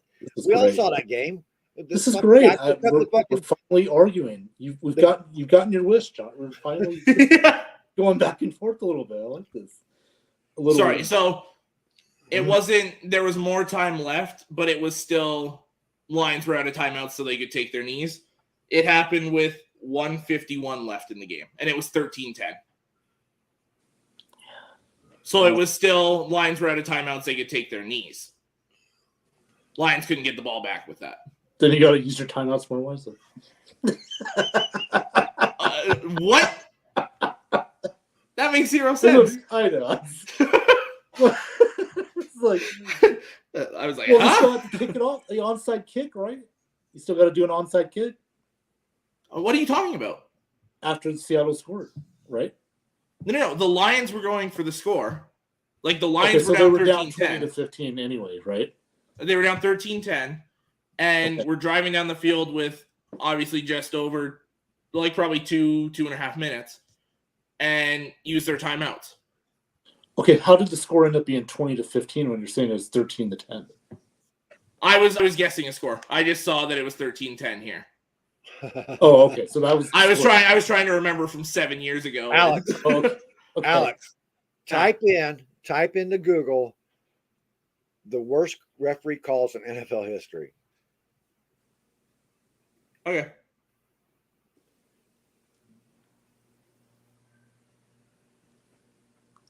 Well, you guys are you're gonna pound it on to me, dude. I'm excited about it. Let's bring it. This is good stuff. I like these. I like these debates. But see, and that's The what I love referee about who couldn't read a coin. We're not getting all butt. Oh my god, that one. That one. We're not getting. That was a Lions game too. We're having good Steelers at Lions, yeah. What were you saying, Ben? No, I was just saying I like this because we're not getting butt hurt over comments. Like we're having fun with this. Yeah. Respectfully, that's. Yeah. I like that. That's why I love these. Yeah. The time the Jets scored a non-touchdown touchdown. Yeah. Oh, the Fail Mary, Packers and Seahawks. Yeah. Now, to be fair, that was when they were using the backup refs when the other refs were on strike. Right. So that one's so there you go. Yeah. The catch. You know what drives me nuts, though, guys, especially Johnny. You know what drives me nuts is when people go back to the 2010 game, the Bucs and Lions, when they called Winslow for the shove. Remember that? Oh yeah. That offensive pass. Here's the thing: that play before that, LeGarrette Blount could have got a touchdown if he didn't step out of bounds like earlier. Yeah, I have no problem with that. They would have avoided that. What? I don't have no problem with that. Oh, okay, but I mean, Bucs fans were just crying to death. Oh, that referee cost us that game in the playoffs because of that. Winslow put that interference call. I'm like, well, if Blount would have stayed in bounds, he would have got a touchdown, and that play would, and you still had a minute to stop the Lions, and you didn't, and they won in overtime. So that time a ref saw a penalty, but his boss didn't, and the boss is always right. That's another Lions game. The Lions in Dallas. I think that's the one I'm talking about. Why is it always Lions, man? Like, really good. This isn't even a Lions article. This is literally. That's funny. What does the NFL stand for? Nah, fuck Lions, right? Honestly, it kind of feels like that. On this article, the number one was that Rams Saints NFC Championship game. They say that was the worst call in NFL history. Okay, but it didn't cost the Saints the game. They couldn't. No, I agree. The game. Because the Saints had another chance. The Saints got the ball in overtime. Exactly. That's what I mean. Yeah. They still had a chance to go win that game. But they took a touchdown away from them. You still had a chance to win in overtime. Get the ball first. Those situations are where I agree with Ben. My issue is where it comes on that very last drive where there's either like you don't get a chance with the ball back or more like the last 30 seconds of the game. That's where I have the issue with it. Okay. Fair enough. I didn't know there was a big issue with the Music City Miracle. How was that? That was a lateral pass. There's people that still argue it was a forward pass. no, it was a backwards pass. Come on. I agree. Special teams, baby. Special teams. There's a whole chapter on the replacement refs. Oh, yeah. They were terrible. Tuck rules on every single one of these lists. I understand, but Nah. Come on. that's the same. That's Charles reason Woodson. Charles Woodson's bitter about this. As much as I love him, he's still bitter about that. This From the list Raiders has the standpoint, 25. I can't blame him from being fucking bitter about it. Just like the fucking Immaculate Reception is on that list also. Okay, but why didn't you go for it on 4th and 1? I'm not even You questioning punted it. that. I'm saying Yeah, that those are bad calls. bad calls, but it didn't cost the Raiders the game. A bad call is just a bad call. I'm not saying it did.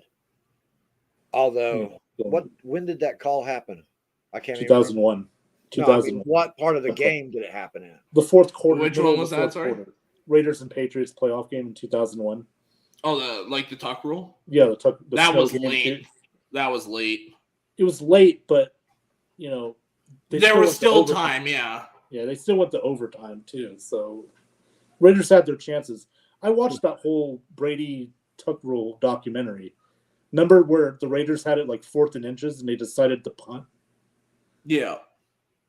You could have ran the ball in. It could have got the first down. I don't remember that game. I don't. And see, the whole Calvin Johnson catch thing. Dude, I was up yelling, and I wasn't even a Lions fan, and I was a Calvin Johnson fan, though. I'll admit that, all right? But I was up screaming at the damn TV over there, man. That's a fucking touchdown, you fucking assholes. See, and it sucks, but at the same time, they still had 3 more tries.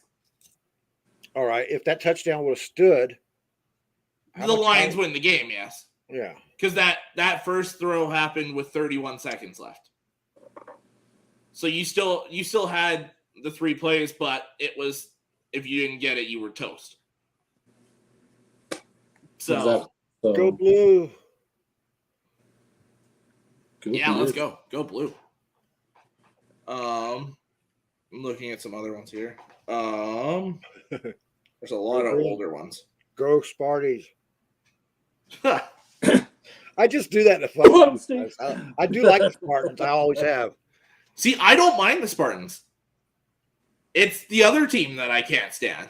Right? The one up north? Like the one down south. South. Yeah. Yeah. No, I was cheering for Kenneth Walker all but 1 week last year. Did anybody draft him, by the way? Yeah. He got drafted somewhere. No, not there in our fantasy. Like in our fantasy draft today.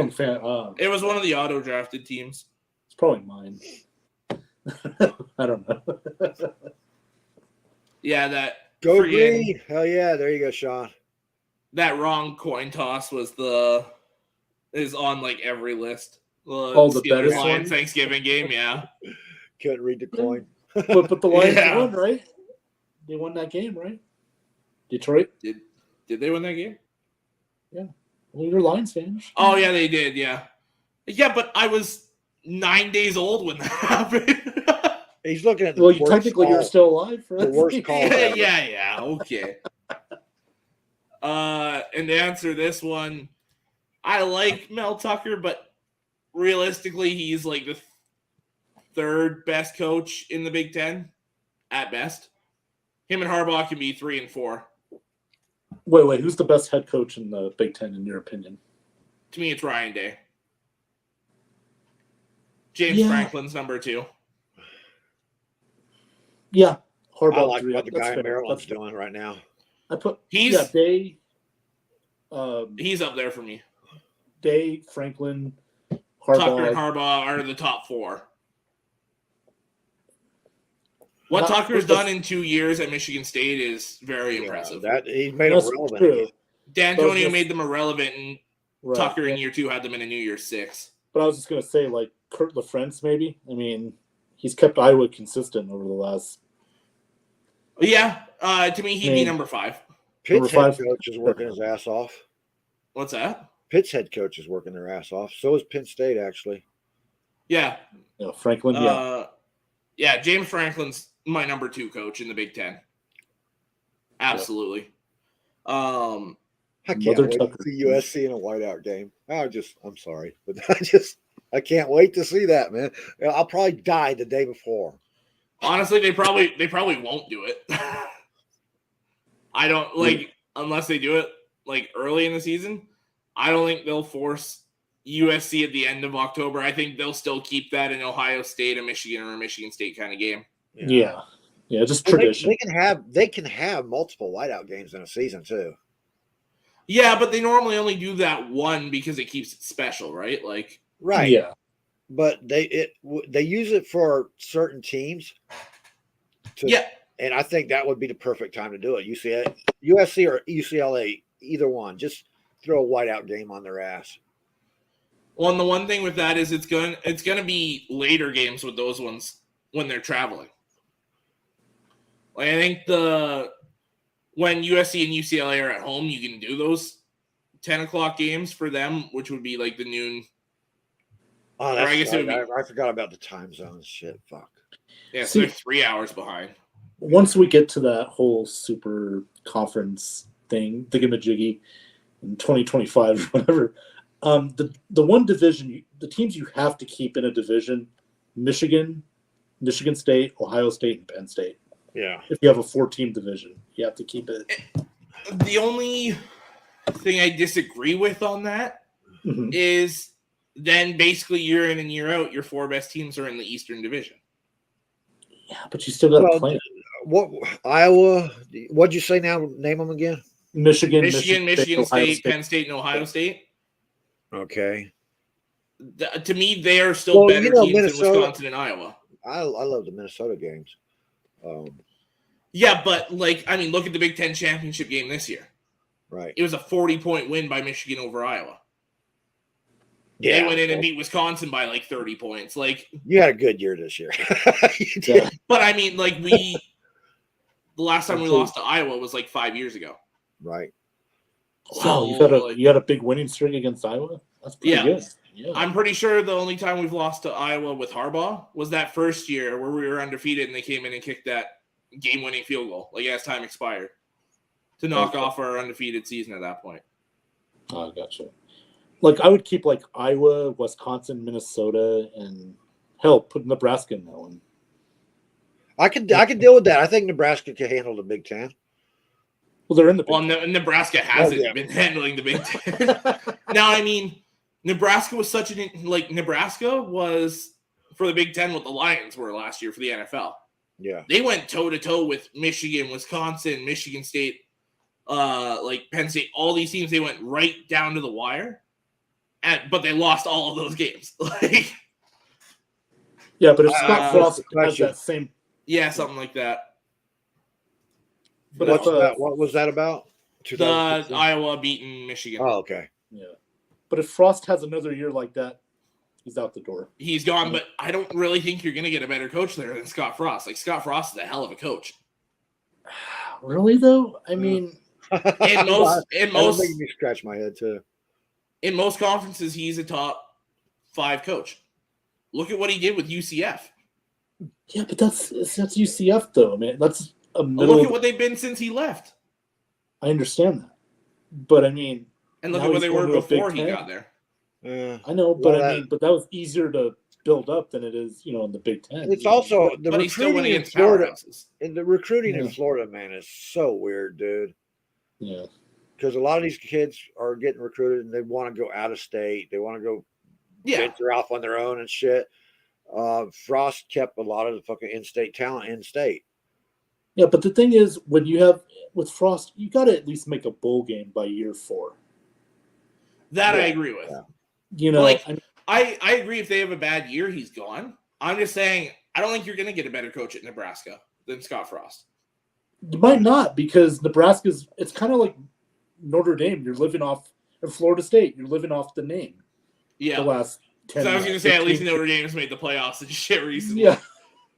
Yeah. So you're living more off that name than anything else. So. No, I absolutely get. He has the ability to bring in Florida players. And I mean, even then, that Nebraska team he had last year went toe-to-toe with Oklahoma for 3 quarters. Yeah, that's true. He's got guys there that can hang for 3 quarters with most teams.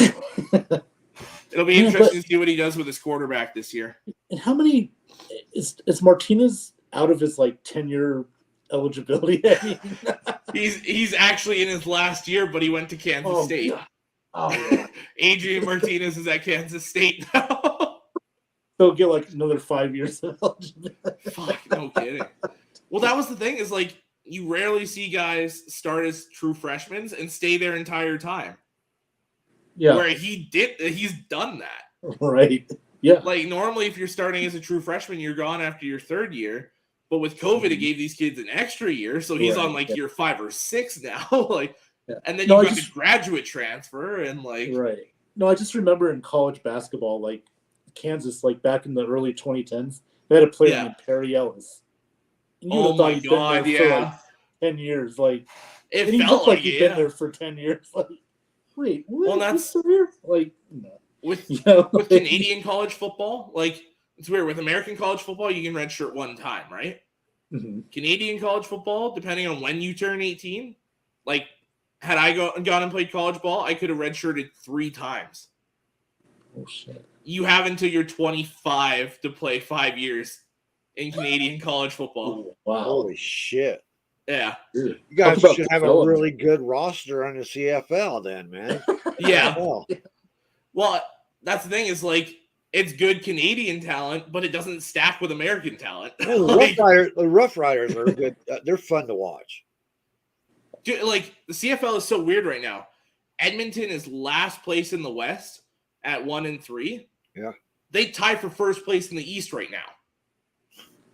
Dude, It's you've got 3 undefeated teams in the West, and then I think Winnipeg's 3-1, Edmonton's 1-3, and then Toronto's 1-3, Montreal's 1-4, who just fired their head coach. And then you've got Hamilton and Ottawa are 0-4. Did Edmonton snap their 1,000-day home losing streak or whatever recently? I don't know, to be honest with you. They hadn't won a home Oh, I game didn't even see this one. 3 years. She's still just mad that Harbaugh didn't get hired there. She loves her Harbaugh. Speaking of Edmonton, they're playing right now and they're losing 28-3 at home. So. Oh, that might be on ESPN Plus. I'm gonna have to check that out as soon as we get off. What quarter is trying to keep up with because they're getting to the playoffs and shit. I want to keep. What quarter is it? What's going on there? Third quarter, 5.5 minutes left. Oh, we got But here's the thing, their win was on the road. They still haven't won at home. Ooh, okay. Kind of like the Bucs. Remember, Johnny? We didn't win a home game in 2014, I think it was. And yeah, something bad. God. During the love year. And then that led you to Jameis Winston. Yep. Which led us to Dirk Cotter, which led us to nightmares. But then it led to Bruce Arians, Tom Brady, and a Super Bowl ring. Yes. Yeah. So that misery. So that whole trail had to be followed in order for everything to work out just right. Absolutely. Yeah. That's why, as much as I hate Matt Patricia, I'm but it got us to the organization we have now. And the one that's promising. Promising, yes. Yeah. How many times the fucking Buccaneers just talk? Every time we hired a new coach, even fucking Greg Schiano, everybody was all excited and shit. And then it's this is what we got. The last time we were promising was year 3 or 4 of the Jim Caldwell era. God bless Tom Brady. Yes, sir. Honestly, it'd be interesting to see what football would be like without him. Without Tom Brady? Yeah. That's like it's like basketball without Jordan. Yeah. Or LeBron or Magic. That's like Alec without a phone to look at. You just don't. I'll say it now. It'd be to me right now, the only bright spot of basketball is how the Golden State Warriors are playing and as a team, like old school basketball. You know what I mean? Yeah. And I want that. I used to hate watching the Warriors. I think LeBron's got to go before that catches back on. I agree because it kind of built up, and then KD got there and it disappeared, Yeah. And now it's slowly coming back. Now you're still hearing rumors about KD going back to the Warriors. I mean, they can make the best trade offer for him. Yeah, I don't think they want to go down that avenue again. They can win without him. I don't know. See, here's the thing. If we're talking, like, just going to this comment here. Yeah. Greg Schiano as a college coach is a good college coach. Yes. Not great, not spectacular. He's a good defensive coach, but take him out of head coaching position. Yeah. He's a good college head coach. Look at what he's doing with Rutgers. Ramona, Yeah, he didn't college. end, That's what I'm saying. College. Yeah. He didn't end Doug Martin's career. A girl named Molly ended Doug Martin's career. well, whoever it was that gave him that concussion and put him in the hospital at that time, that's where he got addicted to the drugs. That's what I mean. He still got addicted, and that's what ended his career. And yeah, I'll tell you what, I think Lovie Smith ended a good. All right, we had a great running backs coach, Ernest Biner. Yep. Ernest Biner. And then the first thing Lovie does gets rid of offensive line and gets rid of the fucking running backs coach. So I guess he wanted first round picks every year. I mean, number one picks every year in the draft, kind of like the Jaguars and Jets. Yeah. And Lovey just got back into basketball. Oh, sorry. Go ahead. The heater. I'll dive into that after. Wait, the heater coming, and you want us to watch? I don't watch. No. Lovey is a good example of somebody that was overrated, in my opinion, as a head coach. 100%. Because go ahead. I agree. Other than I think he was, again, good, not great in Chicago. And then after that, he's been below average. I think he's in the right spot in Chicago. Was great at DC because he put the right fucking people around that team. But even as a head coach in Chicago, there were multiple times they were winning with him. Okay, but let me back you up. Well, he got rid of Ron Rivera. It went downhill. But there were still times where, I agree with that. But I mean, they fired him after a 10-6 season where they just barely missed the playoffs. He was still having success. Yeah, but that division was not great at it. Green Bay was just starting with Rodgers to hit that stride. Yeah, no, I agree with that. But I mean, you had Favre there still, and then you had 2 down years and then Rodgers. Favre, man, yeah. At that point, yeah. And then that last year where they went 10-6 and just barely missed, that was right as Rodgers was coming back up to his peak again. Mm-hmm. Or the Packers were coming back up to their peak. Because that was the year they went and won the Super Bowl. What was that? I think it was 2011, right? When the Packers won the Super Bowl? Yeah, 2010, 2011 there. It was the year so after the... Yeah. That's right. Because the You're talking about the Rodgers Steelers... Super Bowl, right? Yeah, the only one he's won, yeah. Yeah. We were 10-6 that year. We just missed the playoffs, Johnny. Yeah, because it was year with Raheem Morris. 2000, the Super Bowl in 2009 was Saints and Dolphins. Saints, Colts, and then it was Steelers, Cardinals, and Steelers, Cardinals. Steelers, Cardinals was first. No. Well, that was 2008. Yeah. Steelers, Cardinals. No, because it went Patriots, Giants. That was Eli's first win, and then Peyton went the next year and lost. And then it was Cardinals, Saints. Or Cardinals, Steelers, sorry. And 2011, then it was Steelers, right. Packers. I know that set of 4 there, literally because of the video games. There was a game, it was called Head Coach 09, and it was the Giants coming in as the defending champs. And then it was going into the Super Bowl that the Saints and Colts played in. And then after that, the next cover was, the cover of the next game was Breeze after they won the Super Bowl. Then the cover after that was Fitzgerald and Polamalu going head-to-head.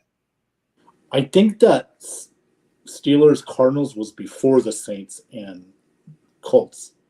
I don't think so. I think it is. What do you want to bet? I think it is. It was 2000. Actually, you know what? Yeah, before I even search it, yeah, you're right. Because what I was thinking was, when I was thinking of the Madden covers, 31 to Breeze was 25. on Madden 11. Palomalo and Fitzgerald were Madden 10. That's what it was. I had them flipped. Oh, Yeah. okay. Yeah. So, yeah, you're right. I love Peanut, man. Oh, Peanut Tillman was one of my favorite players. Oh, man. Him The and one Tim thing that I Jennings. wanted out of fucking Lovey when he came back as a head coach was to bring Peanut Tillman here. Didn't happen. I So, mean, at that point, he was kind of washed, but I don't care. We Didn't had he Chris bring him in Conte. though?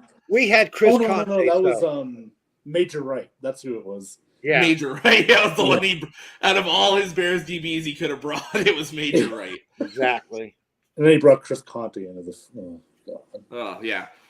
That's We horrible. get Chris Conte and Peanut Tillman don't play no more, so fuck that. Ramona's got Bucs Dolphins Super Bowl. I don't care how bad Peanut Tillman was playing, man. He still would have played better than Conte. Yeah. Oh. Yeah. Oh, please. A piece of a plastic bag in the wind played better than Yeah. No, we used him the whole sparingly. And if we Chris used Conte him sparingly, we could have extended his career. He was a good, decent tackler in the open field. Until it came to a tight end that was going to stiff arm him to the Right. ground. But He had a lot of football knowledge, and that's why they left him out there, was to be like a fucking A coach a on the mentor field. to other guys. But the problem was there was no other guys to fucking mentor, and you put Right. Chris Conte out there who didn't have the physical abilities to do jack shit. right, it's one of those. What's that saying? If you can do or something, like if you can't teach, you know what I Can't mean? do teach. Those who can't do teach. Yeah. Yeah, those who can do, those who can't teach. That's it. That's Yeah. exactly. That's the quote. That's Conte right there. So Yep. and that's Ryan Yeah. Griffin too. You know what I Yeah. mean? Like Absolutely. Well, you know Quarterback. that's what Ryan Griffin's there for. I don't understand why they don't just give him a coaching position and let him fucking coach and develop guys. Because he doesn't want to retire yet. He wants to make be just as Tom much Brady's. money. You know, He's probably he making would make just as much money coaching as he does what he's doing now. Yeah, probably. And were you drinking out of an Oilers cup, Mr. Leesman? Yeah, my other. Caught you. You're a Like, Red Wings fan, aren't you, buddy? That's when the Texans were good. yeah, but I haven't been to a Red Wings game to get a Red Wings cup. I'm You can order hoping them for online. October. You can order them online. Yeah, that's fair. I got this while I was at the actual game. Like, it was one of those ones I got to drink, and it was like, take the cup with you. If I have to. Yeah, honestly, that's kind of what it was. It's like, well, it's a big cup for when I have drinks. Well, you got a Monster and a Oilers cup. Well, yeah, this is water. Okay. Yeah. I already had a Monster today, so I only drink one of those one a day. So. I pretty much only have one every Thursday. Oh, okay. Yeah. Hey guys, you know what? You know what Facebook did to me?